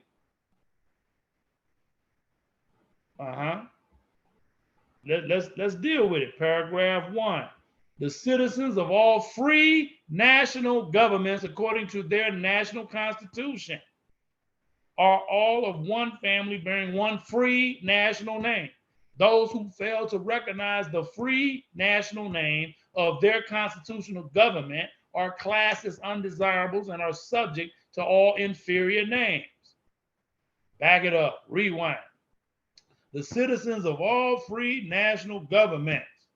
Well, the free national government was brought into existence using the Hearst Smith revised statutes, okay, by filing a religious affidavit of organization, August the 1st, 1928 at 2:52 p.m. Free national government, according to their national constitutions, the first 7 articles of the original Constitution, not Constitution and bylaws of the Moorish Science Temple. That ain't what Prophet Noble Drew Ali is talking about. And just, I know somebody out there tripping right now. You're like, what? Yes, it is, brother. You crazy. That's what it is. No, it ain't. No, it ain't. Okay, you think that's talking about what we have on the screen, the Moorish Science Temple of America, the Divine Constitution and bylaws? Okay, then. I'll take you at your understanding. So in Act 5, where it says this organization, what organization? Let me go back up here and get the name of the organization for you. Okay, hold on. Now understand, Prophet Noble Drew Ali wrote this. Okay, so the organization is the Moorish Science Temple of America. Everybody got it? The Moorish Science Temple of America. That's the this organization for the Moorish Science Temple of America is not to cause any confusion or to overthrow the laws and constitution of the said government, but to obey hereby. Well, what's the laws and constitution of the said government? In law, said means that which was before. Well, what was before what you have now? Because clearly, if Prophet Noble Drew Ali is writing Acts 1 through 7 in the early 1900s, what is this said government that he's talking about? What is this overthrow of the laws and constitution of the said government, but to obey hereby? He can't be talking about what's on the screen. It is the laws that are governing the Republic, the United States of America, the Republic, the free national constitution, the first 7 articles of the free national constitution. Article 4, Section 4, to establish all states shall be governed by a republican form of government. With us, this organization of the Moorish Science Temple is not to cause any confusion or to overthrow the laws and constitution of the said government, but to obey hereby. Then he tells you what you must do as a faithful member. With us, all members must proclaim their nationality, and we're teaching our people their nationality and their divine creed, that they must know that they are part and parcel of this said government. Here again, said government. That which was mentioned before, that which was in existence before. Well, what was in existence before what you have now? A republic. And your governmental seal is on the left, representing the republic. Please understand this. It's not rocket science, and it's really not difficult to understand when you are understanding the illustrations. One government with two jurisdictions: left side, United States of America; right side, United States. Left side, free national constitution; right side, Constitution. Left side, free national government; right side, national government. Left side, democracy; right side, left side, republic; right side, democracy.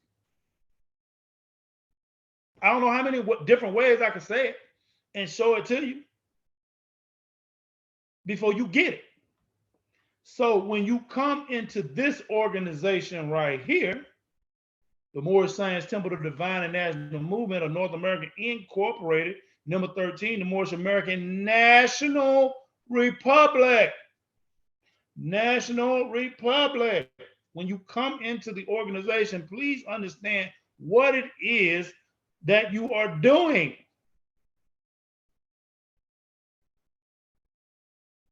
So we had this thing back there called the Civil War that concluded in 1865. Do you remember that?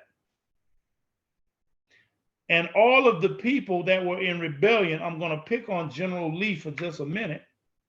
General Lee had to take an oath of amnesty and reconstruction to get back under the constitutional fold of government, to get back under the free national constitution. This was back there in the era of slavery.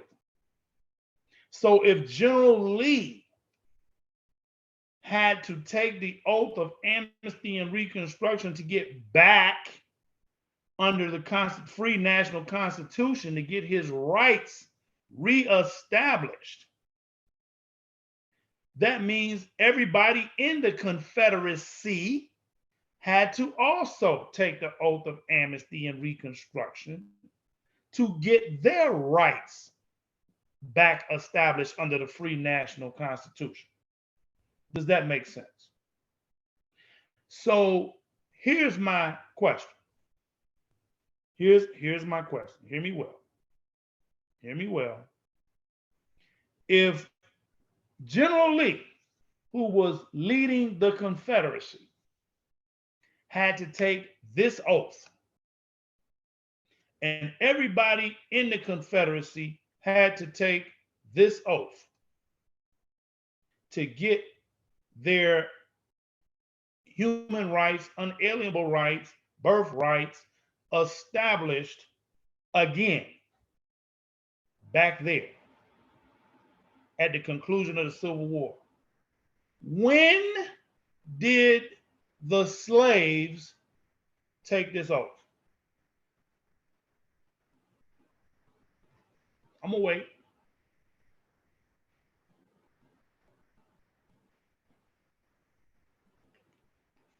When did the slaves take this oath? Since we are the descendants of slaves, I don't read nowhere in all the books that have been written on slavery, on all the books that have been written on the Civil War, on all the books that were written on President Abraham Lincoln, on all the documents that quote unquote white folks have concerning this era of time, nowhere have I read where the slave took an oath of amnesty and reconstruction.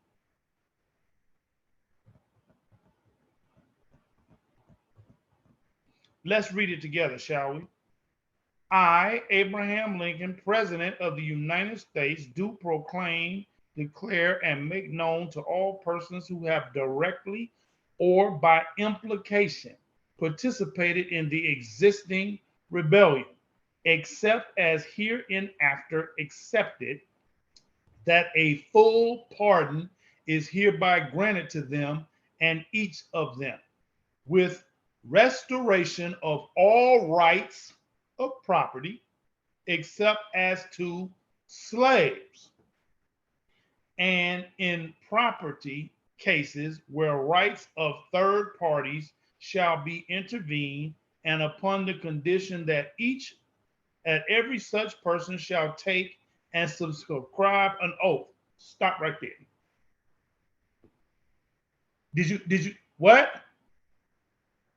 That every such person shall take and subscribe an oath of amnesty and reconstruction, and thenceforward keep and maintain said oath inviolate, and which oath shall be registered for permanent preservation and shall be of the tenure and effect following to wit. I do solemnly swear in the presence of Almighty God Allah that I will henceforth faithfully support, protect, and defend the Constitution of the United States and the Union of the States. Thereunder, and that I will in like manner abide by and faithfully support all acts of Congress. Wait a minute. All acts of Congress passed during the existing rebellion with reference to slaves. Oh, you mean like the 13th Amendment with its 20 sections, which substantiates the 4 proclamations of President Abraham Lincoln? You mean that? One of those proclamations we are reading right now? So long and so far as not repealed, modified, or held void by Congress or by decision of the Supreme Court, and that I will in like manner abide by and faithfully support all proclamations of the president made during the existing rebellion? Oh, you mean like the initial Emancipation Proclamation? You mean like the second annual address to Congress, the compensated Emancipation Proclamation? Oh, you mean like the supplemental Emancipation Proclamation? Oh, you mean like the Oath of Amnesty and Reconstruction? You mean those proclamations? Oh, okay. Made during these, having reference to slave so long and so far as not modified or declared void by decision of the Supreme Court, so help me Allah. You mean that? So you mean to tell me General Lee and all of them people in the Confederacy had to take this oath?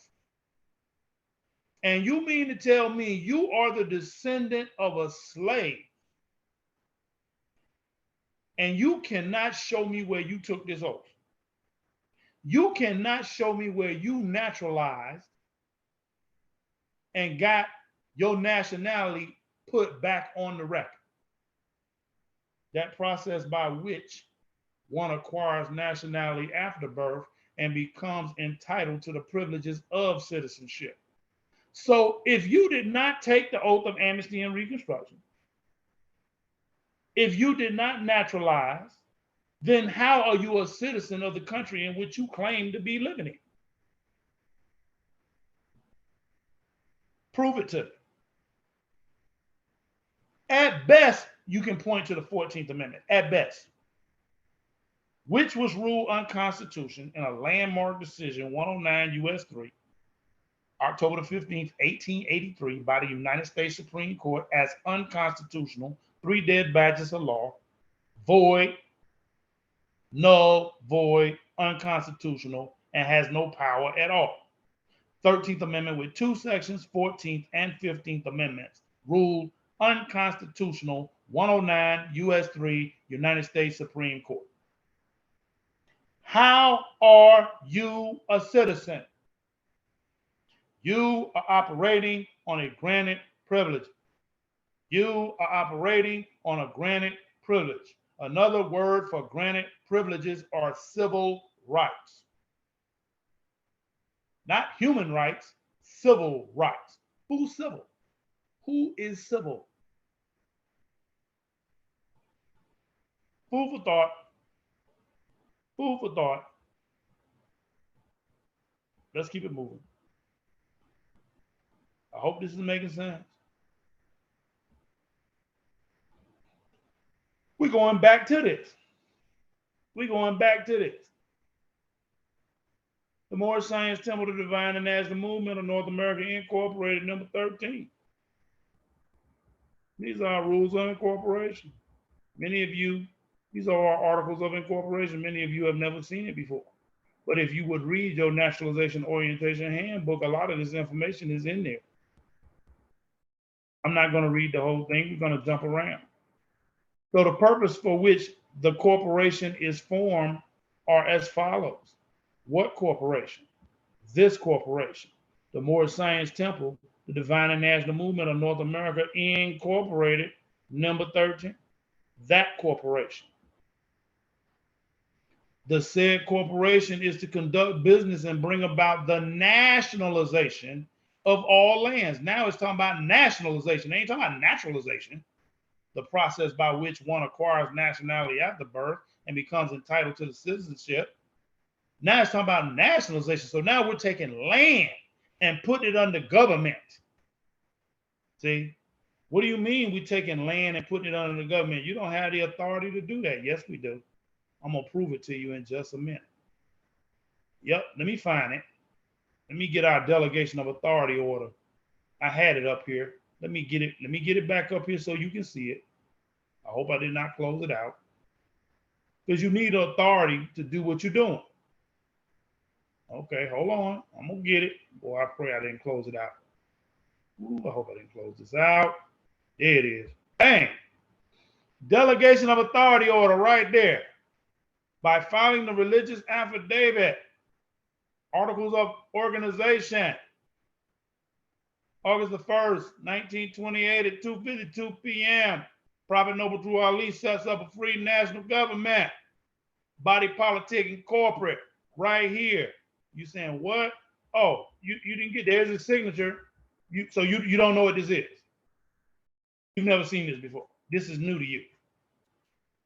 If you would just read the Naturalization Orientation Handbook, this will make sense. See what it says? You see what it says? Corporation, religious affidavit of organization, form number 1099, state of Illinois, Cook County, August the 1st, 1928 at 2:52 p.m. It has been recorded. It is a matter of record. This is not a game, people. This is not a game. Let's continue.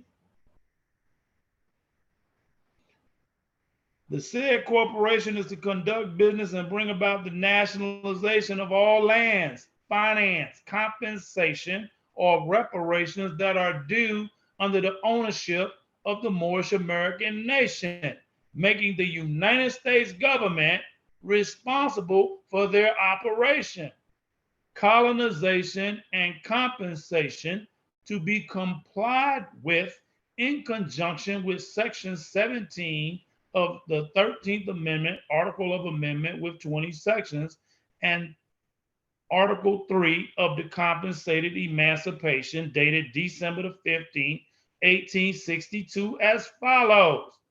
Section 17, whenever any state wherein involuntary servitude is recognized or allowed shall propose to abolish such servitude and shall apply for pecuniary assistance. That means money, people. Therein, the Congress may in its discretion grant such relief not exceeding $100 for each person liberated. but Congress shall not propose such abolishment or relief to any state. Congress may assist free persons of African descent to immigrate and colonize Africa. Hopefully, this is making sense. Let's continue. So now, article, every state, here we go. Now remember, this is back during the slavery era of time. Remember, think about this. This is in black and white. This is the law of the land.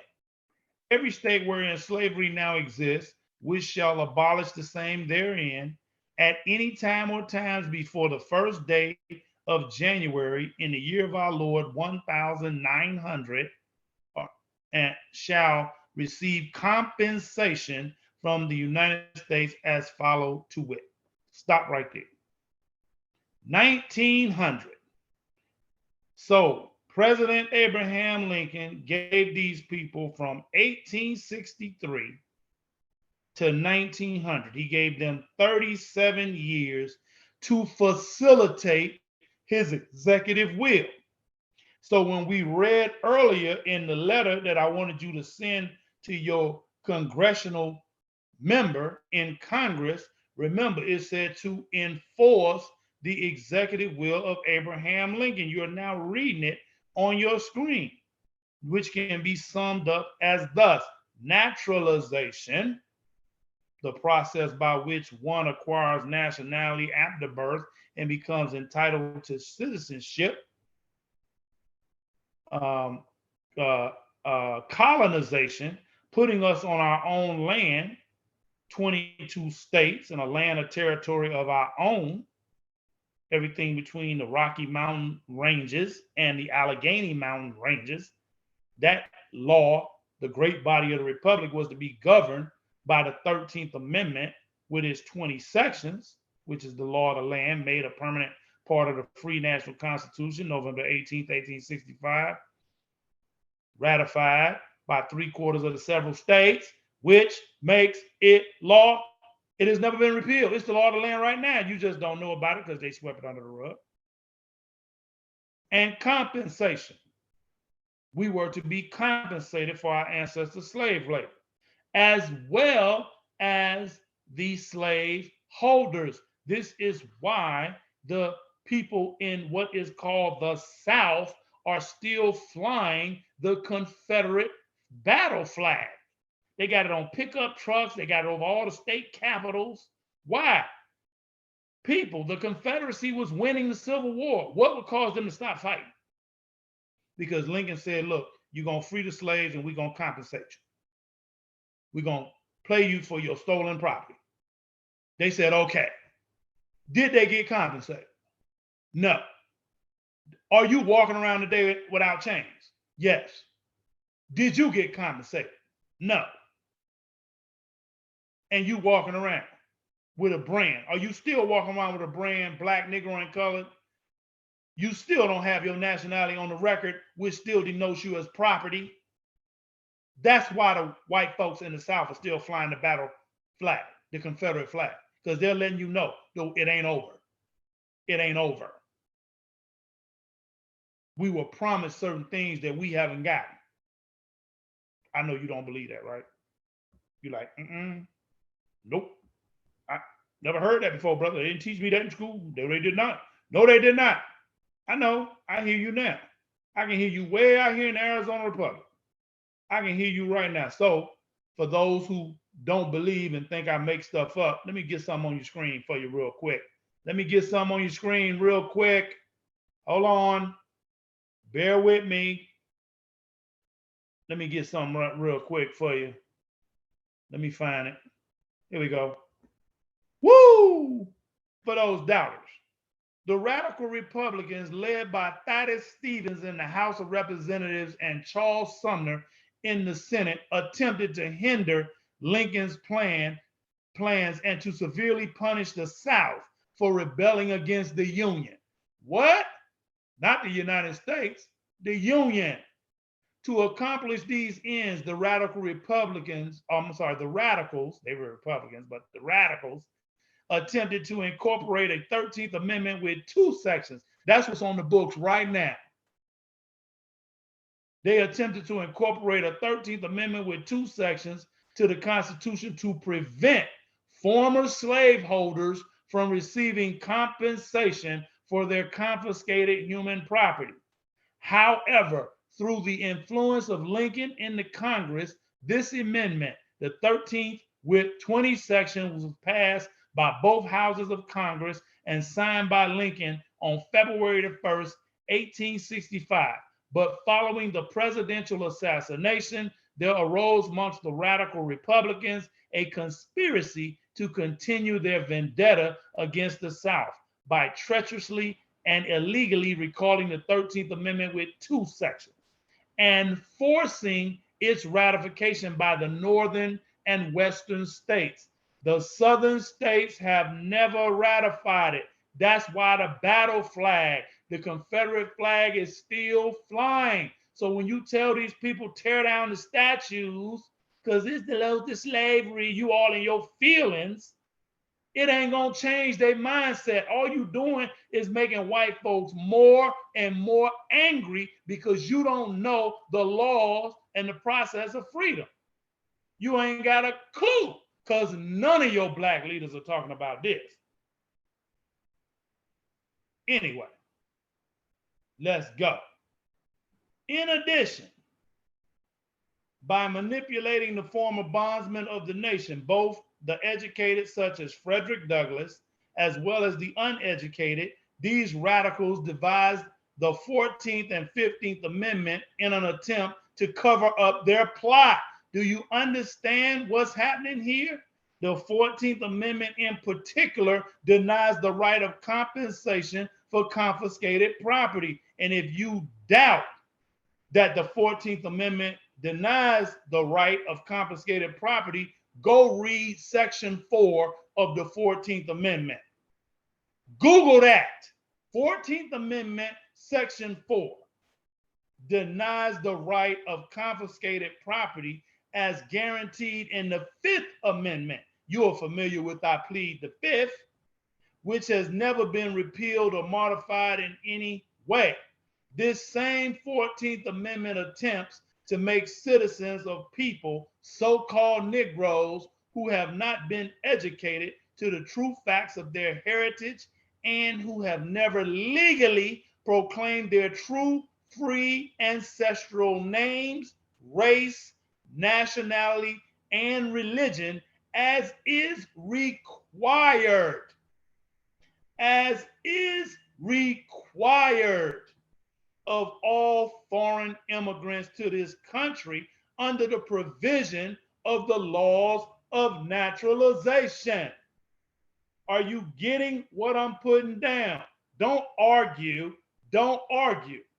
In the Senate, March 31st, 1864, the Hebrew law. I remarked, said he, in this connection that the Levitical Code or the Hebrew law contains a provision for the naturalization of foreigners, whether captives of war or voluntary immigrants. The Levitical Code or the Hebrew law. It didn't say the Negro law. It didn't say the Indian law. It didn't say the African American law. It didn't say the black law. It didn't say the colored law. It didn't say the Negro law. It said the Hebrew law, debated in the Senate March 31st, 1864. That date is going to have serious significance in a few minutes. Okay, just put your seatbelts on.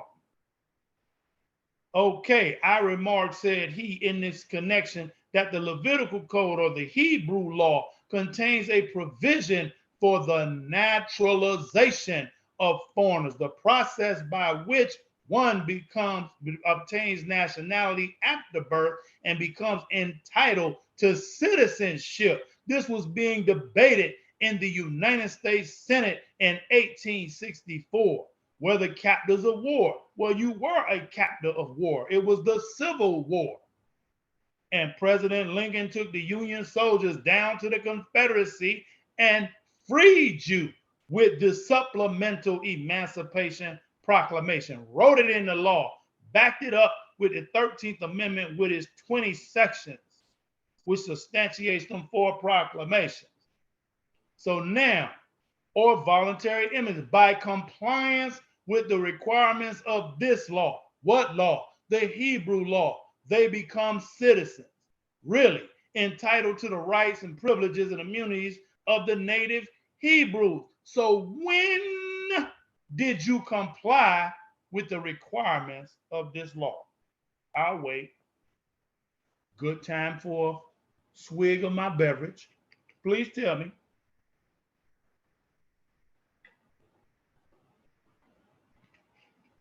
You didn't comply with the requirements of this law, did you? I know you didn't comply with it because you didn't even know it existed. And it's been in your Bible. That law, the Levitical code, comes right out your Bible. You done had it in your hand this whole time. But see, if somebody don't point things out to you, you just going along to get along. We citizens of the 14th Amendment, rule unconstitutional, 109 U.S. 3. October the 15th, 1883. Sorry about that. That ain't been repealed either. Okay, I'm just leaving it on your screen so you can read it. Going back at where my articles are in court, going back at it. See, I'm gonna deal with you. We're gonna deal with reality now. We ain't got time for you to be in your feelings. Okay, so we're gonna move on. We're gonna move on. We're gonna get past all this. Talk about the Levitical code, talk about the Hebrew law. Okay.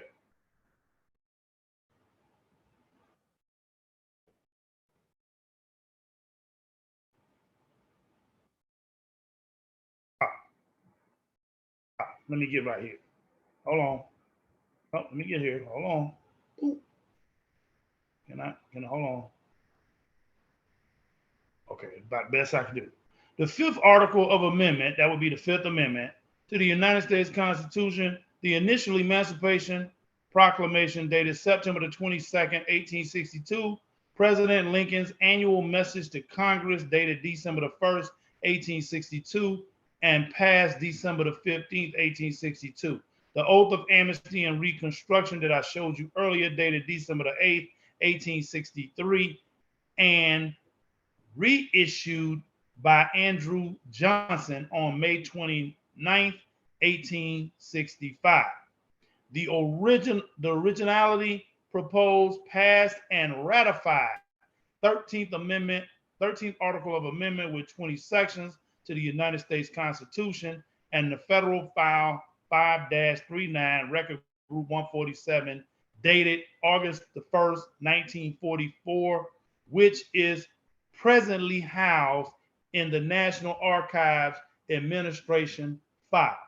Hold on, because I don't think you got it. Hold on, let me help you. Oh. Right there. Filed in the National Archives. Hold on. Right there. Filed. See what it says? See what it says? Do you see it? See? I came down here because I don't want you to have the excuse like I can't read that, brother. I can't read that. So I put it right here for you.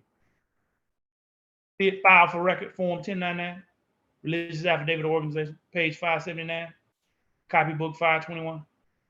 See? By filing this authority, by filing this religious affidavit, Prophet Noble Drew Ali set up a free national government. Are you getting it? Are you getting it? And if you ain't getting it, watch it again. Watch the video again. It is imperative to the maintenance of the public peace. That's going to take on new meaning in just a minute. It is imperative to the maintenance of the public peace that this corporation, what corporation? Moorish Science Temple Divine National Movement of North America Incorporated, number 13.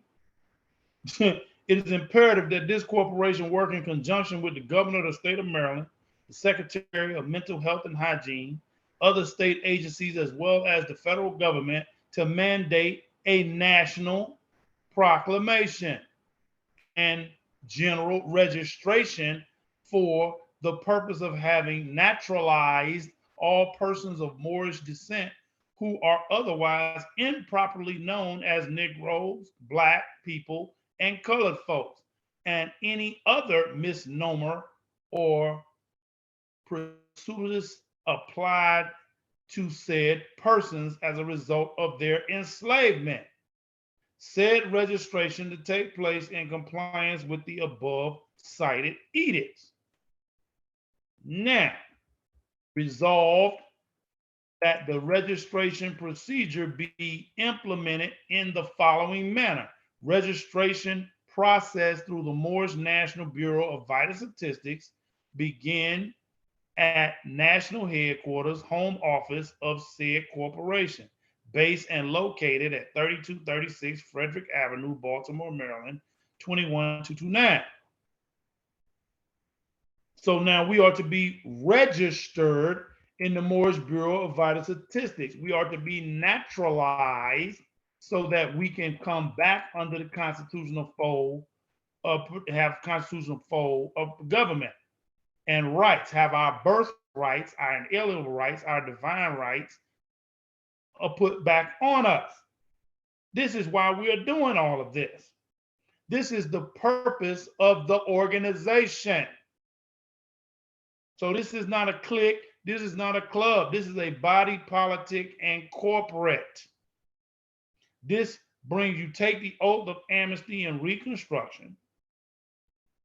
That brings you out of a state of rebellion. Once you're out of the state of rebellion, you must naturalize, go through a naturalization process. We register you into our Moorish Bureau of Vital Statistics as we were ordered to do by Allah in Nehemiah chapter 7, gather all the nobles together and put them in a registry. Why is that necessary? Because right now you are registered in the United States government through the Bureau of Vital Statistics of the state in which you were born. You are registered through your birth certificate. So you must now remove all the diluted names off of all of your records. Birth certificate, driver's license, social security card, passport, your job application, banking, all of that, all them names that delude to slavery, Negro, black, colored, African American, all that got to be removed. And you're gonna do that through the courts, so there'd be no misunderstanding. And we're gonna register ourselves into our registry. So we're gonna come out of the United States registry. We're gonna register ourselves in the Moorish Bureau of Vital Statistics. We're gonna go from the right side of the screen to the left side of the screen.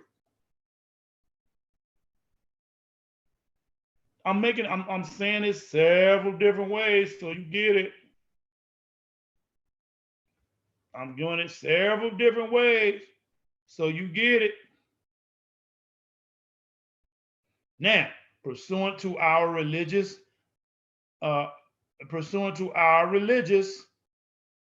Amy, I can't read that, under the word divine as specified in corporate charter name, I guess this is offer an affidavit. We cite the affidavit of organization. Now, I just showed you the affidavit of organization. The Moorish Science Temple title, Our Authority, dated August the 1st, 1928 at 2:52 p.m. and recorded in the County of Cook, State of Illinois in Book 521, page 579 by Noble Drew Ali, founder, to Section 1 of 13th Amendment with 20 sections and First Amendment of the United States Constitution. 13th Amendment with 20 sections, Section 1. All persons shall have the right to peacefully assemble and worship God according to the dictates of their own consciousness. You don't want that? First Amendment. Congress shall make no law respecting an establishment of religion or prohibiting the free exercise thereof or abridging the freedom of speech or of the press or the right of people peacefully to assemble. and to petition the government for a redress of grievances. You don't want that? I'm showing you how we are in line with the natural law. Let's continue. I'll just tell you, we ain't gonna read the whole thing. We're gonna touch on the thing. We're gonna get down here to where these articles were amended. Now, I want you to pay attention. I want you to understand why that when I personally mention our National Grand Sheik Joe Bratton Bay, there is an absolute silence that falls over the conversation. We could be having the most passionate, best conversation in history. And the minute I mention National Grand Sheik Joe Bratton Bay, conversation comes to a screeching halt. People pack up their little books. They don't want to talk to you no more. They want to get out. They want to rip. They want to run. I'm like, what I say? What did I say? What is it about this man that nobody wants to talk about? You would think this man had AIDS or something. I don't know what is going on with these people, these Moors and these different Moorish paradigms, where when I mention National Grand Sheik Joel Bratton Bay, the conversation is over. I'm going to show you why in a minute. I'm going to really show you why in a minute. So you saw his name there. Let's go down here. In 1940, oh boy, the Moorish National Bureau of Vital Statistics was legally established with the federal government. Copy book 521, file 5-39, National Archives, under the authority of the Moorish Science Temple of America by Prophet Noble Drew Ali, for the official purpose of registering all naturalized Moors. Thereby, a system was instituted to remove diluted names off documents issued to members of the Moorish Science Temple of America by various authorities of the states and other nations, to have nationality of members rectified on their documents, and to provide a convenient way for members who already had various documents in their possession to notify authorities of appropriate corrections and changes made through the Moorish Science Temple of America. Now, brothers and sisters, all you're doing is making corrections to the documents you already got in your hand. So why we are getting spun around and scared to death and thinking you doing something illegal is crazy. Because you have to understand, you didn't create your own birth certificate. Your parents did that for you. So they filled out the birth certificate paperwork based on their understanding. True? True. You filled out the driver's license paperwork based on your understanding. True? True. You applied for the Social Security card and filled out the form SS5 based on your understanding. True? True. So all you're doing now that you have a deeper and better understanding, better comprehension of what is actually going on, all you're doing is taking your paperwork and making corrections to it. What is the problem? What is the problem? You didn't have no problem filling the paperwork out initially. So why do you have a problem making corrections to the paperwork? Mobilis. You marry a brother. You and your maiden name. You married a brother. You take on his last name. Don't you have to go down and make corrections to your documents because your name changed? Duh. Hello? Why is this so difficult to understand? So a bureau was established to facilitate the change through our organization. You understand? We are a government. We are a sovereign. You are joining on to a sovereign body. We are a sovereign body. We are a nation state. We are on the left side of your screen. This is a sovereign body over here on the right. This is a sovereign body over here on the left. All we're doing is going over to the left. That's all we're doing. So when you see the Moors on YouTube yelling about you don't have jurisdiction, first of all, you're standing in the United States jurisdiction, dummy.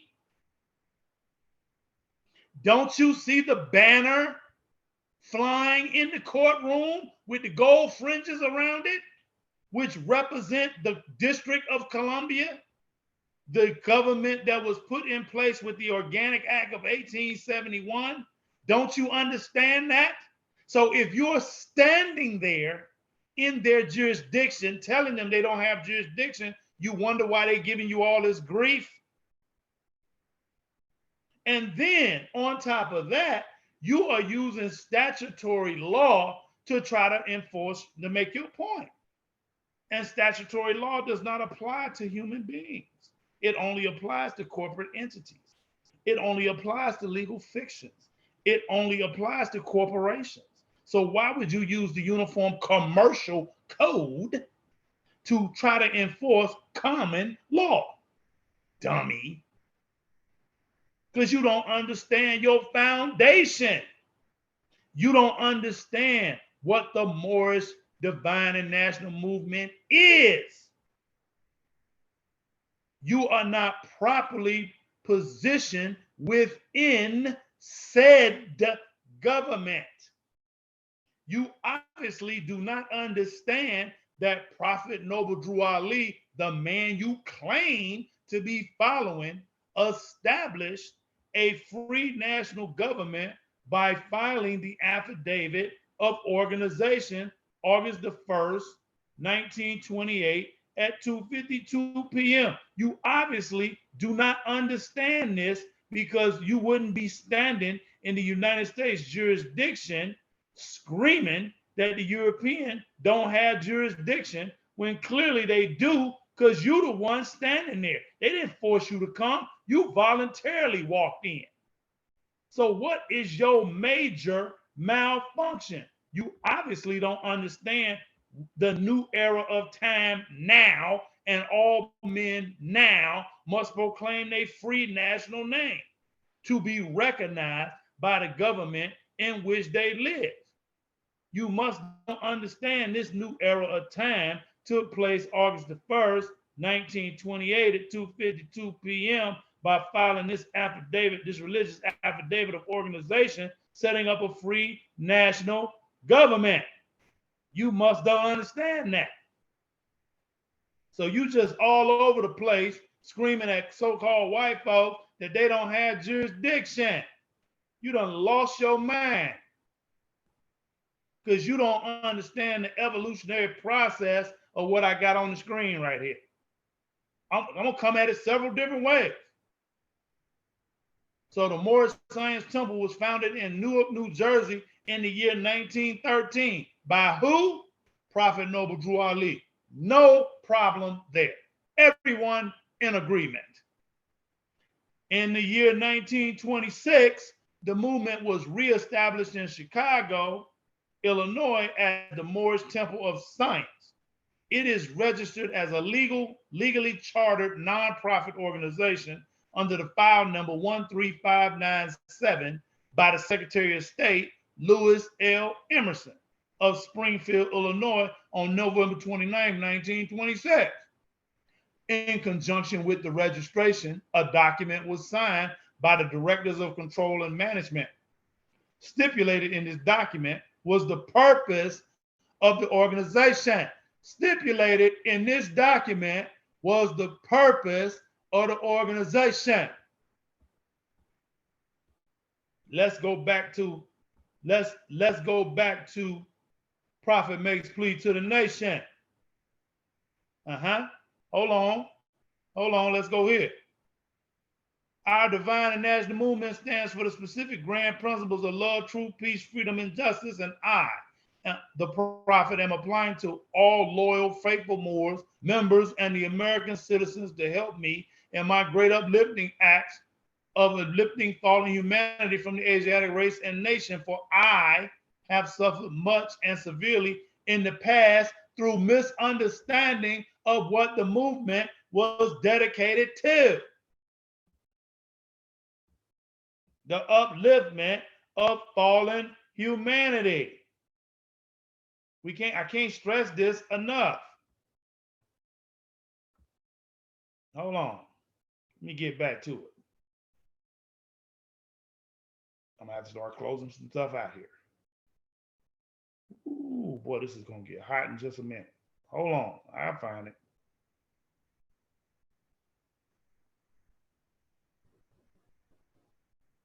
No, I got it. Don't worry, I'm gonna find it.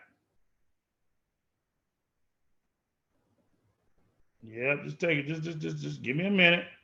Give me a minute.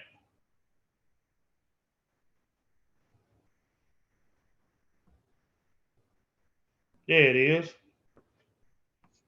The purpose is to uplift fallen and teach those things necessary for men and women to become better citizens. The directors of control and management consisted of 5 members: Noble Drew Ali, James Lomas, Johnny Reynolds, Eddie Watts, and Sammy Rucker. On May 2nd, 1928, the name of the organization was changed from the Moorish Science Temple, was changed from the Moorish Temple of Science to the Moorish Science Temple of America. Hello? On May the 2nd, 1928, the name of the organization was changed from the Moorish Temple of Science to the Moorish Science Temple of America.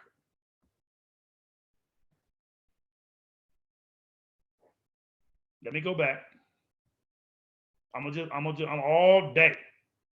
I'm gonna keep dealing with it, and I'm gonna keep kind of illustrating what's going on, some kind of way, because we got to get it. Now, the change became official on May 19th, 1928, and was signed by Prophet Noble Drew Ali, President, and Whitehead Bey, Presiding Secretary. This change was documented under file number 4-10689 in Chicago, Illinois. A religious affidavit, copy 521, page 579, SS 10105-905, was registered in the county of Cook, state of Illinois, August 1st, 1928 at 2:52 p.m. This gives us our authority and right to function and practice our own religion, which is Islamism.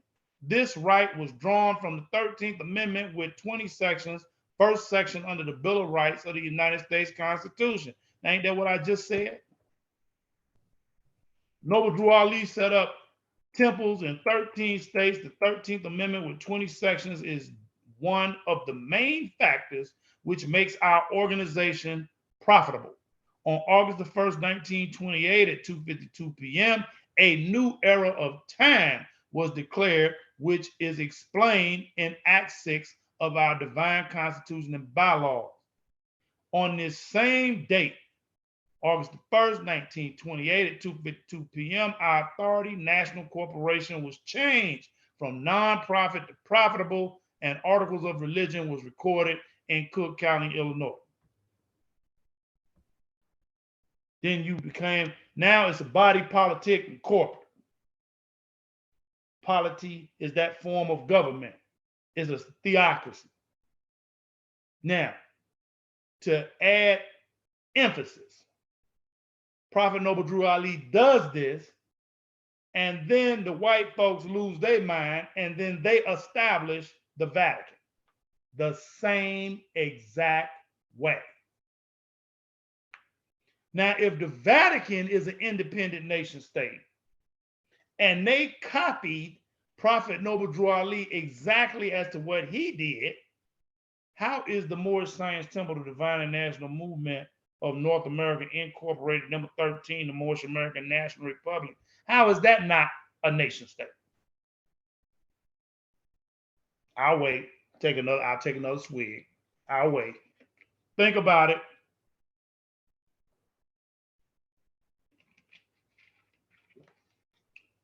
They got religious services in the Vatican. They got religious services in our temple too. Every Sunday. They got religious services every Sunday at the Vatican for all of its Catholics. We have religious services for all our Muslims, all our Muslims. They're independent sovereign body. We're independent sovereign body. They say their sovereign, the head of their sovereign, the true sovereign, they say is Jesus Christ. That's what they say. We will tell you our sovereign is Prophet Noble Drew Ali, the only sovereign.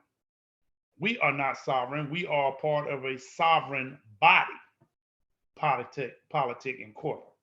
Just want to put that out there. I'm gonna close this out because I don't plan on coming back to it. Boom, close that out. We can close this out. I do not plan on coming back to it. I'm already dealt with it. I was gonna get into that, but I may still get into that for just a minute. Hold on. We're gonna close this out because I'm coming to the juicy stuff now. Let me see what else I need to close out. We're gonna leave that up. Leave that up for just a minute. I might hit that. I might hit that. Definitely gonna hit that. Okay, now let me get back to these articles. Actually, I'm gonna close this out now. Let's close that out. Get back over here.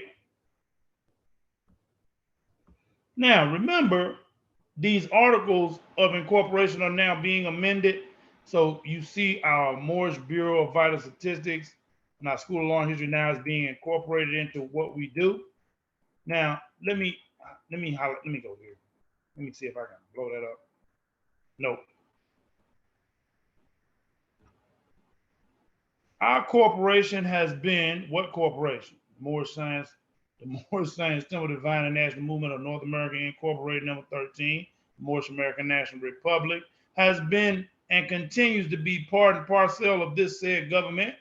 We are lawfully registered and recognized as the only national divine movement authorized with legal rights to redeem Moorish descendants in the Americas. Let me say that again.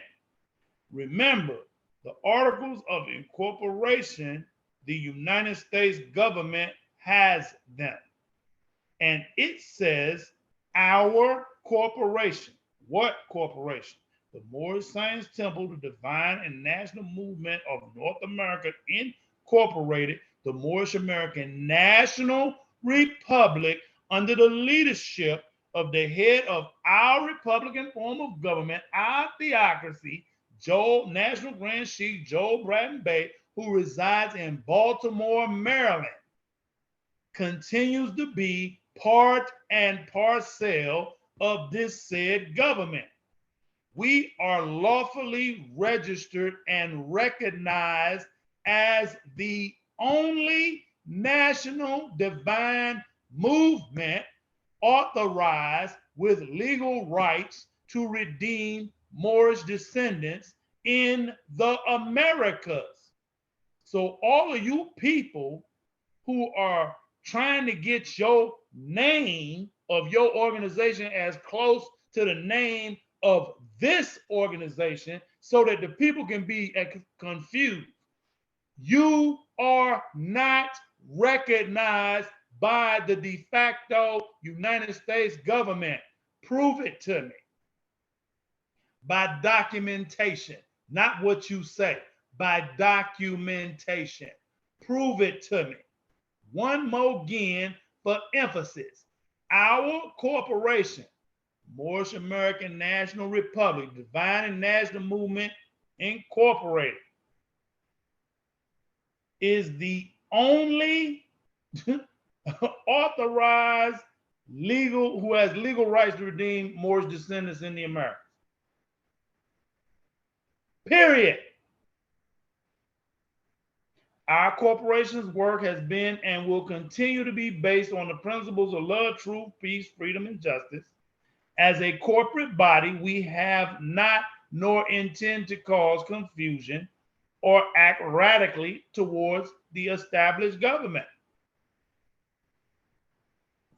Thus, to achieve our purpose in June of 1997, we established in Baltimore, Maryland, the Moorish American National Republic, hello, to conduct business and bring about the nationalization of all lands, finance, compensation, and reparations.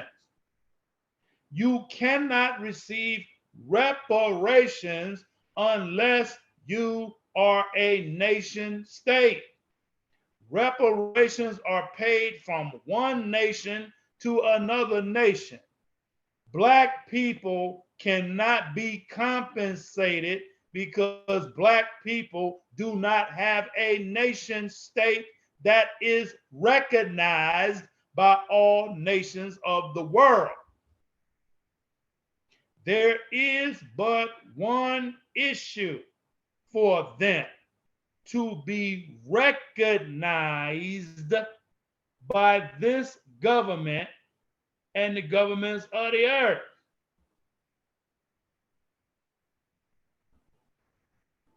And that comes only through the connection of the Moorish Divine and National Movement, which is incorporated in this government and recognized by all nations of the world.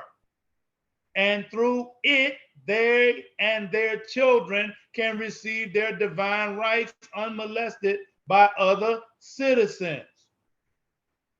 How else could I say this to get you to get it? It is a body, politic, and corporate free national government.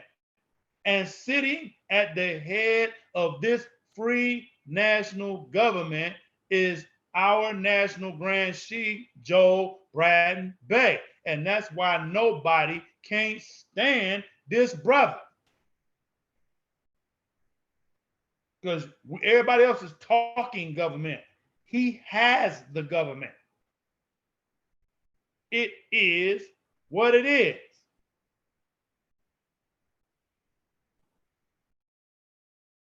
Look, his name is on everything. Ain't no sense in arguing about it. His name is everywhere. That don't make you less. That just means you got to get in line with this free national government. That's all it means. Why is that so difficult for you to do unless you get tripped up by your ego? You are now trapped by your ego. You see? Could that be what's going on? But that's okay, because now we finna really get at it now. I'm closing out a whole bunch of stuff now, because I done said what I wanted to say. I'm gonna leave that up. I'm gonna close this out. I'm gonna leave that up. I'm gonna close this out. Up, up, up, up, definitely up, definitely up, definitely up, definitely up. We're gonna close this out. Let me see what else. Okay, let's close this out. I thought I was gonna get into it, but I'm not. I'll catch it at another demonstration. I may still have this go into that a little bit. We're gonna close this out. Gonna leave that up. We're gonna close this out. We'll leave that up. We definitely gonna get into that. We can close this out. Okay, hold on. Let me get back at it. Hold on just a minute. Now, because I'm finna get into the next part of my demonstration. Nope, I don't want to go there just yet. Not just yet. Let me go here. Let me go here. Yes. Here we go. Let's keep it moving. Now that we know that we are true citizens of the U period, S period, A period, United States of America, another question on many minds are, how is the Moorish American duly a member of a sovereign body politic? Easy. There has to be conditions set for members intended by the founder for both to agree upon if this is to successfully take place. So thankfully, Act 6 of the Moorish Divine Constitution and Bylaws of the Moorish Science Temple of America is the agreements between the member and the founder. It is not a pledge as well. Is it not a pledge? Oh, I'm sorry. Is it not a pledge as well? The Holy Prophet Noble Drew Ali expressed that to be a Moorish American member of this body politic, you have to proclaim it.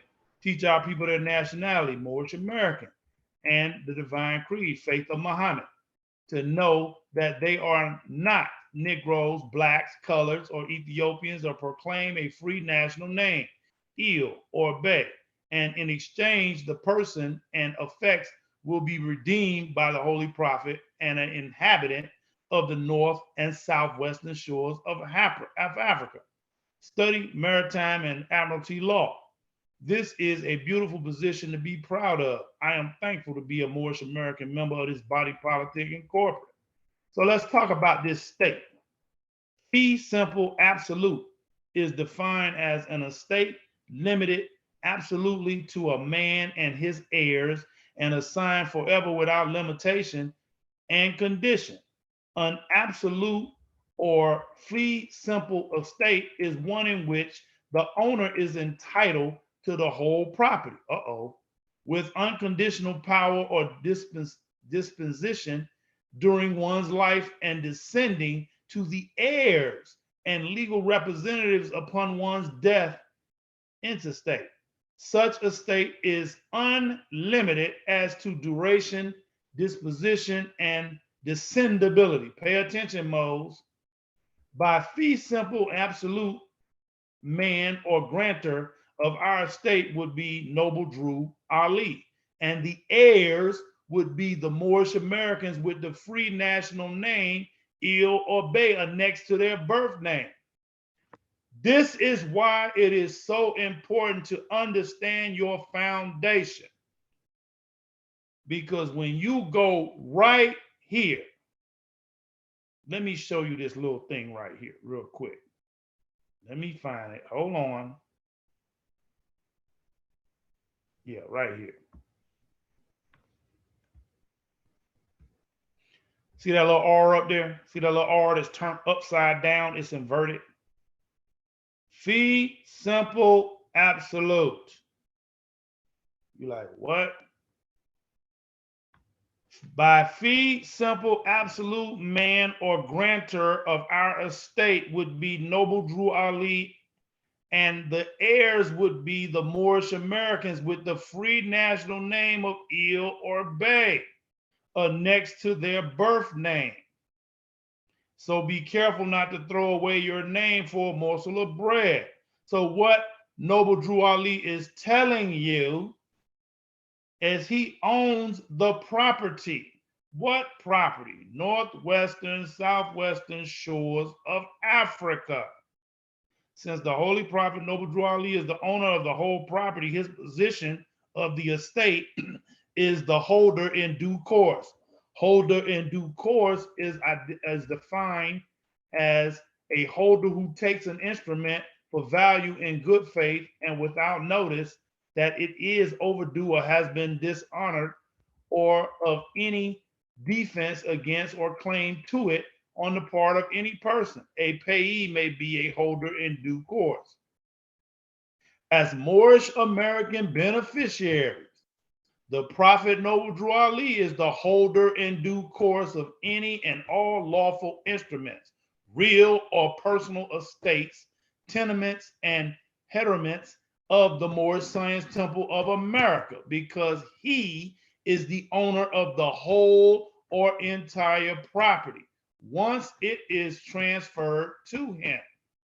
This is likewise when the Holy Prophet Noble Drew Ali grants the land described to us. Now, who is sitting at the head of this body politic and corporate right now? Not based on how you feel, based on what's on paper. I'm gonna just let that marinate. I'm gonna just let that marinate. Hear me when I say what I'm saying. A transfer of land lawfully takes place when one fails in accordance, when one falls in accordance with the deed of conveyance and the fee simple absolute deed. Hello? Act 6 of the Moorish Divine Constitution and bylaws is our deed of conveyance. You've been reading it your whole time you've been in the movement.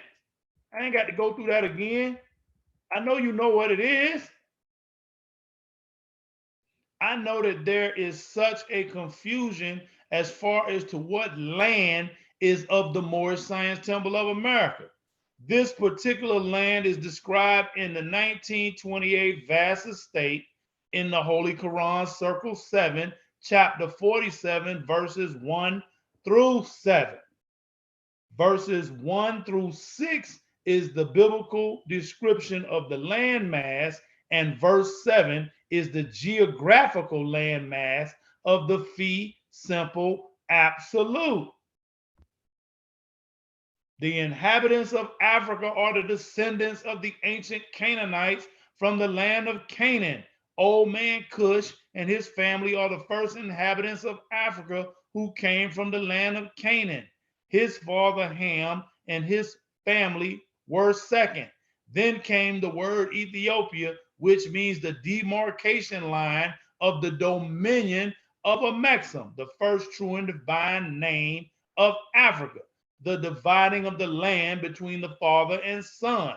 The dominion of Cush, northeast and southeast Africa, and northwest and southwest was his father's dominion of Africa.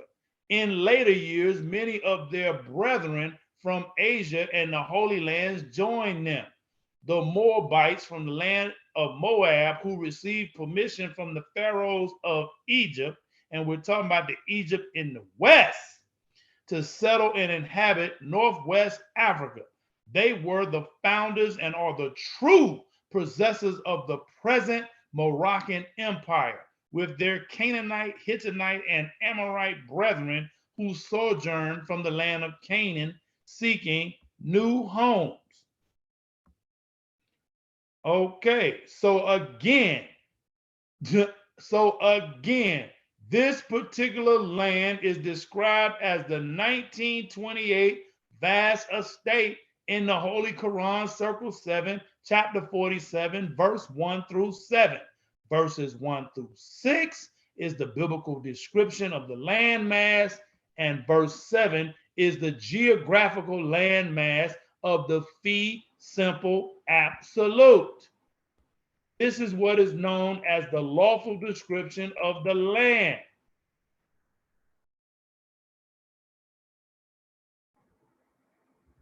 I'm just trying to help you to get an understanding. Just trying to help you get an understanding. What else do I want to do here? The fee simple absolute name of our land is Amexem, and it extends throughout northwest and southeast and northwest and southwest of Africa. Amexem is the first true and divine name of Africa.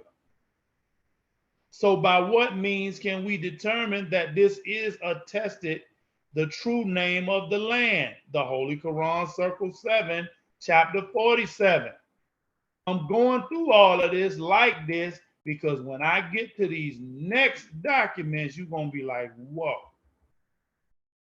You're going to be like, whoa. Now let's get at it. Now we're going to talk about how this free national government is established. In this topic, we will go into the sheiks of the Moorish Science Temple of America. Hold on, sheiks. Because see, I need you to understand what your position is. So when I tell you you need to step your game up, sheik and sheikesses, don't fix your face. Fix your face. Because according to the rules that were established in this free national government, you got a certain duty and responsibility. I'm on my square. I'm on my square. These demonstrations are in the public. I don't know what you're doing. These demonstrations are in the public for the world to see. Let's continue. According to paragraph 164 of the Herd Smiths, there shall be two or more of its members as trustees, wardens, and vestrymen, or such officers whose powers and duties are similar to those of trustees, as shall be agreeable to the usages and customs, rules, or regulations of such congregation, church, or society. Easily by reading this paragraph, you can clearly get an idea on why there were 5 sheiks / officers / trustees noticeable on the affidavit of organization at that time. These sheiks were Noble Drew Ali, Mealy Eel, Maul Bey, Lovett Bey, and Foreman Bey. Notes that these sheiks, these are on our authority affidavit of organization, which brought in a free national government at that time, August the 1st, 1928 at 2:52 p.m., declaring a new era of time. Do you understand everything we do is lawful within this organization? Now, here we go. Were these sheiks appointed or elected?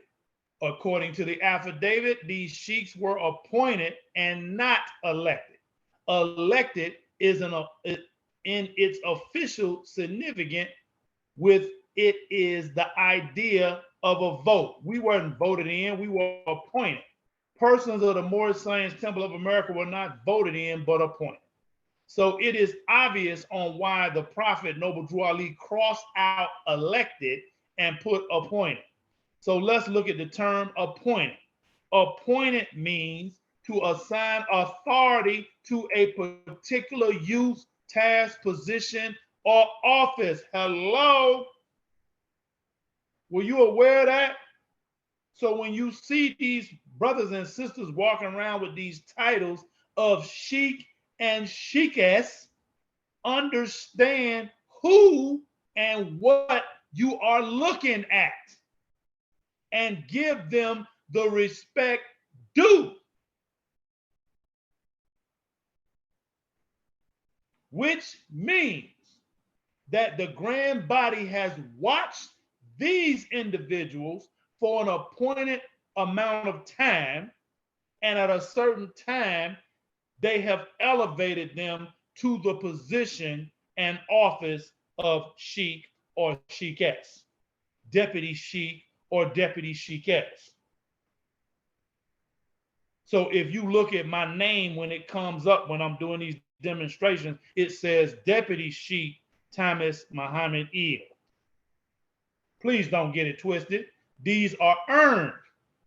Now, I can't speak for you, but I can definitely speak for me. Ain't nobody doing it like I'm doing it.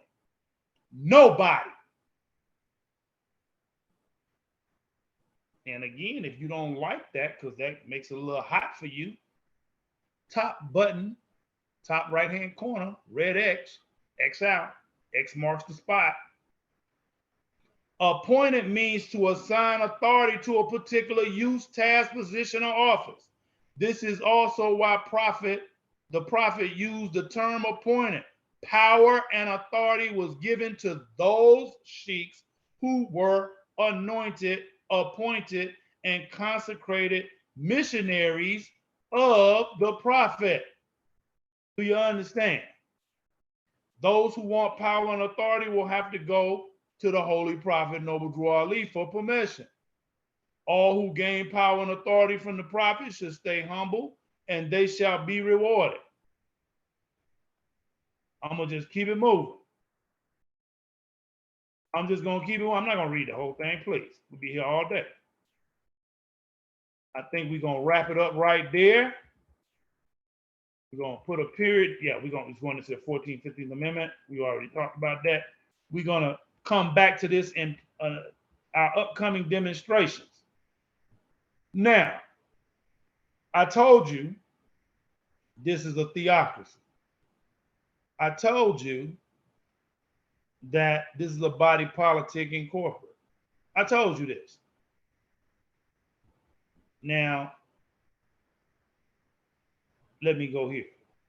Up, yes, yes. Here we go. Here we go. Boop. Oh my.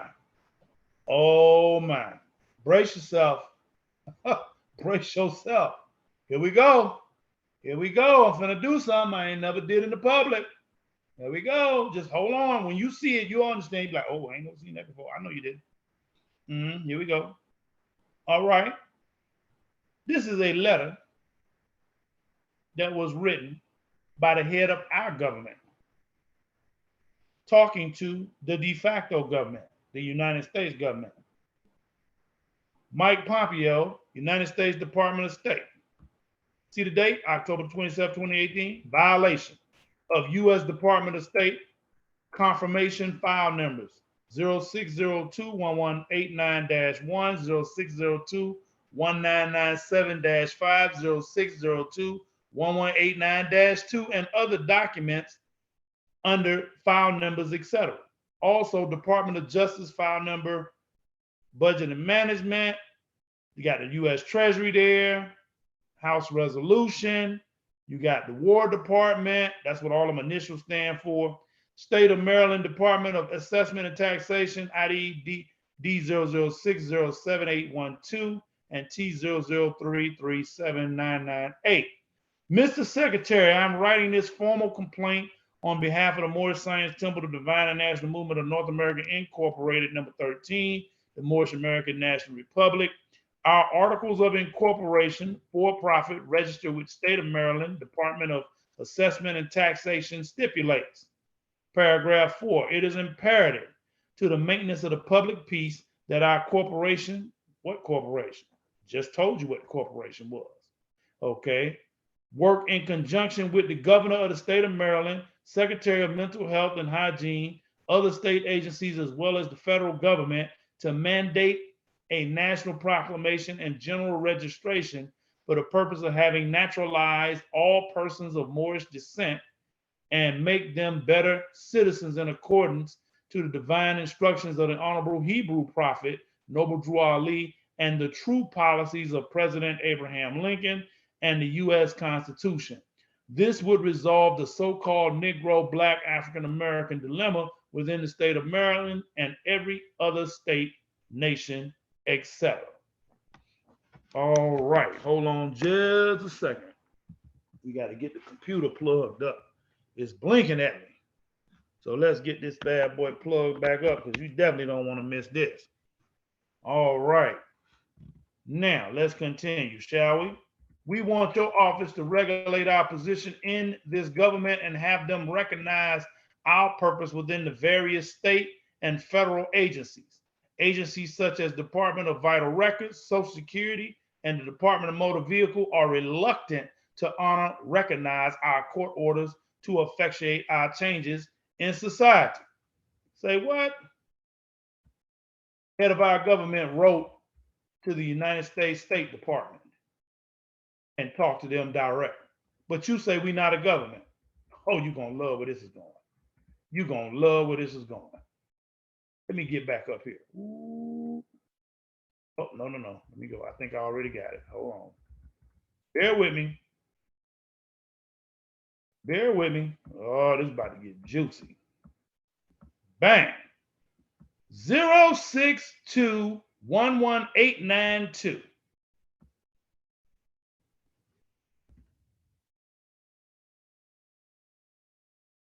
062-1189-2.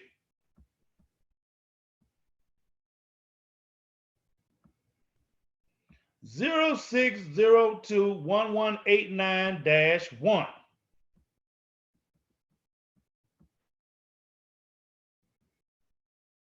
062-1189-1. So we got that 1, got 2. Where's 5? Where is 5?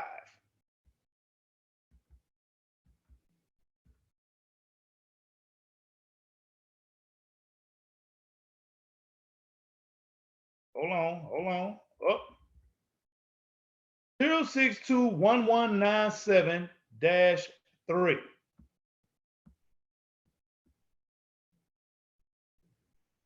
0621197-5. Do you follow? Put seatbelts on. Put seatbelts on. Here we go. 3. First, let's go back up and catch this one. Okay, so we got the letter, right? Let's go up here and get the letter. We got the letter. Let's go up here and get this one. Hold on. Here we go. 2. Let's see what's attached to this. State Department. Hold on. Let's go back up because I don't want you to. That's the United States State Department, right? So what's attached to it is authentic, right? Okay. Let's go. Hold on. You're gonna love it. So, State Department at the national level, State Department at the state level in Maryland. The letter,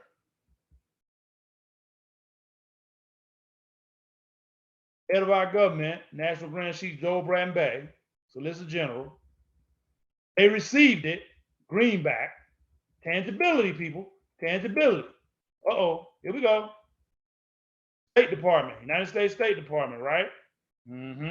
Wait for it. Wait for it. State of Maryland, right? Wait a minute. What is this? Wait a minute. What? No, what is this? Are you reading it? Certificate of Registration and Operation of Motorized Carriage Vehicle. What? We ain't a government, right? But we got the ability and authority to register our own personal conveyances and issue our own tags. Huh? What? I'm sorry. Looked like you was gonna say something. Oh, your mouth done fell open. So now I guess the natural question is, well, wait a minute. If we got the ability to tag all of the people, give tags to all of the people who got personal conveyances in our organization, why ain't we issuing our own tags? Are you serious in your mindset? What do you think the penalty would be? Hold on, let's bring United States to the table for just 1 second.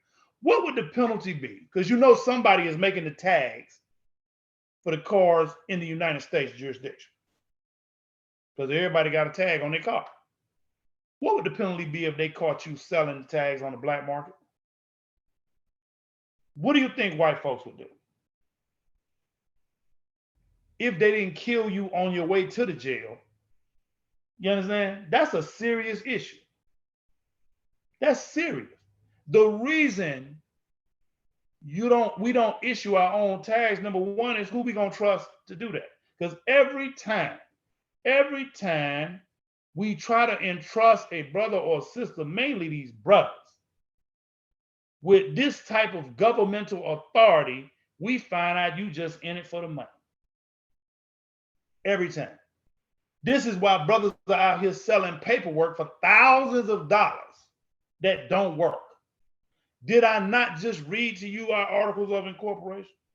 Did it not state to you we are the only legally authorized organization to naturalize our people and register them into a Bureau of Vital Statistics? Duh. Do you see the United States State Department paperwork attached to this? That means it's already been run through the de facto government. Don't you see this right here? Don't you know whose signature this is? Don't you see Condoleezza Rice's signature right there? Huh? Are you picking up what I'm putting down? Ain't no other Moorish organization got paperwork like this. None. I don't care who they are. I don't care what National Grand Sheik they are. I don't care what Sheikists they are. Nobody has a paper trail like we have. Now watch. This is why we get complete silence when it comes to our National Grand Sheik. There it is. I ain't never seen that before. I know, that's why I'm doing it. So that you can understand that you didn't make no mistake by coming this way. Let's continue. Let me move on up here. Oh, I ain't done. Oh, you're gonna love where this is going. You're gonna be like, what? I can't believe this. What is this brother doing? Please, I'm getting ready to curl your socks. I ain't got time. State Department, national level, de facto government. State Department, state of Maryland, de facto government. Nevertheless, it's a paper trail. You seen this one. Huh? You seen this one that validates what we teach. I ain't got time to go through the whole thing. You see what it says? This is to certify that we the people, descendants of the Moorish noble forefathers and true sole possessors of the lands, these United States of America, also known as Northwest Africa, a maxim of the ancient and present Moroccan Empire. This Egypt of the West, in accordance with the President Abraham Lincoln Emancipation Proclamation, do hereby proclaim with our autographs herein hereto this document that our nationality is Moorish American as redeemed. And then we tell you being redeemed by having the ill of Bay next to the family name and taking the oath of amnesty and reconstruction, bringing you out of a state of rebellion, making you a true citizen of U period, S period, A period, and by Prophet Noble Drew Ali establishing with the affidavit of organization by filing this religious affidavit of organization, set up a free national government, body politic, and corporate, that we the people have proclaimed our nationality and our divine creed, Islamism, Muslim, under the divine laws of the Holy Quran of Mecca, that we the people proclaim our true race as we are a clean and pure nation referred to in the Holy Quran of the Moorish Science Temple of America, the Holy Quran of Mecca, and the Holy Bible, angels, Asiatic, white. White is a status, a legal status, not pigmentation of skin.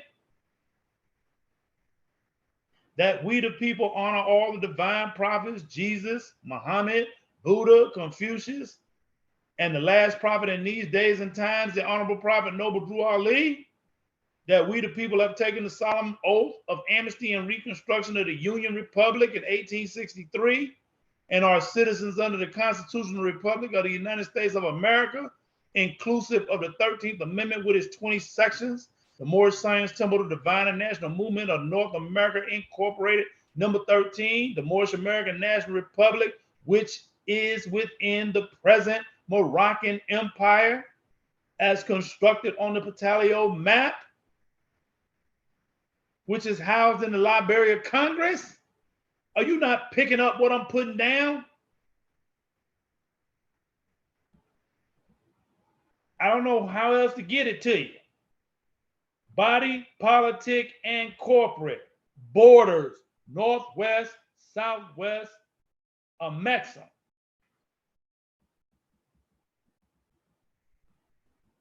And once again, paperwork. Signature on everything. Not my fault. You ain't make no mistake by coming this way. You did not make a mistake by coming this way. Now, what is all the problem? What's the problem? Now, let me break this down for you. Uh-oh. For you law folks, since y'all like law so much. Look at the case. Both my being Moorish and American, check that. Both my being Moorish and American is permanent. Wonk Kim versus United States. I must answer and apply to both governments. What? You thought I was playing when I said it was two governments. You thought I was playing. I must answer and apply to both governments of law, the United States of America in Congress assembled and the Moorish Science Temple of America Incorporate, number 13. Is that not a court case right in front of you. Look at the affidavit.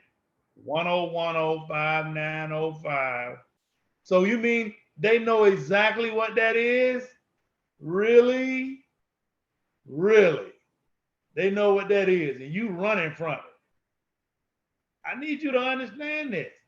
I need you to understand this. This is not a game, people. You running from it right there. Delegation of authority. Is this document file that produced the free national government?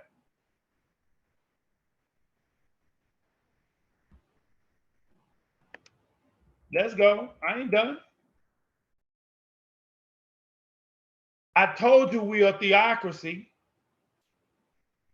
In any case where any church, congregation, or society formed for the purpose of religious worship has filed or caused to be filed prior to the effective date of this act an affidavit in the office of the recorder of deeds in the county in which such congregation, church, or society is organized, in which are set forth the name of the organization and the place where located, and in good faith has proceeded to conduct worship services and otherwise to carry out the functions for which formed, although the affidavit may not set forth recitals that the trustees were elected or that the corporate name was adopted in the manner provided for the section 35 and 36 of an act not to have been made by the chairman or by the secretary of a meeting as required by said act,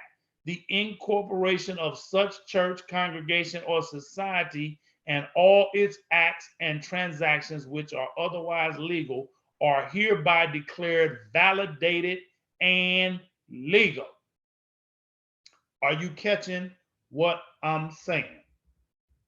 I would unpackage that, but I'm going to unpackage that at another time. These are actual court cases. Wait. When civil courts become entangled in matters of religious rules, doctrine, policy, or doctrine, the civil courts cannot substitute its interpretation of church law for that of an appropriate ecclesial tribunal.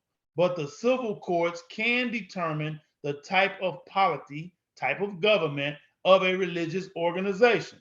The court can determine whether the church to which parties to a dispute voluntarily adhere is a connexual or hierarchical church, and whether a hierarchical church is a prelatical form in which the governing power resides in the prelates or bishops or higher clergy, or in this case, sheiks. With regard to the determination of polity, form of government, a church manual or handbook issued by the denomination is evidence to show its type of ecclesial polity. Okay, wait, you're gonna love where this is going. A civil court cannot substitute its interpretation of church law for that of an appropriate ecclesial tribunal.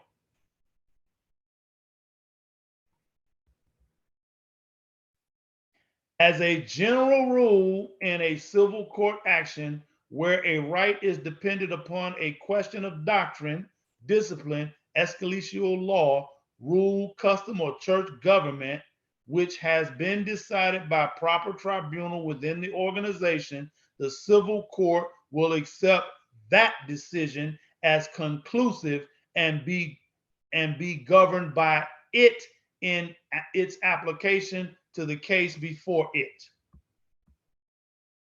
Meaning that whatever, if you are a member of a body politic and corporate that just so happens to be a theocracy, with the head of it having filed a religious affidavit of organization filed on August the 1st, 1928 at 2:52 p.m., creating a free national government, then whatever is said in that organization goes, not what's happening in the civil courts.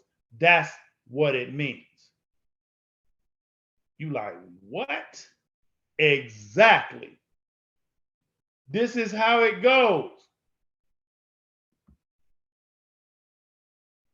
I'm just putting it out there. I'm going to keep banging on this all day. All day until you get it. I just wanted to cover that real quick. So you didn't make no mistake by coming into and joining yourself on to this body politic and corporate. I just wanted to put that out there, and hopefully this clear up some confusion. Hopefully. All right. So now, that being said, there are going to be some other demonstrations. You're going to see this again. I just wanted to get that on the record real quick. Yes, the mic is on. Those that know. The mic is on. Not doing it again. All right. So with that, good family, I've been talking now about 4, maybe 5 hours. I am through. I am done. I'm going to do another demonstration here in a few hours, dealing with something I'm going to say, I'm going to let the surprise hit you, and we're going to run it out. All right. So with that, good family, may Allah bless you with the light of understanding. Please share this with your friends and family. I want to leave you as I came with the greeting words of peace, of Islam, Islam, Islam, peace, peace, peace. May Allah bless you with the light of understanding, and may you have a rest of a good evening. Peace.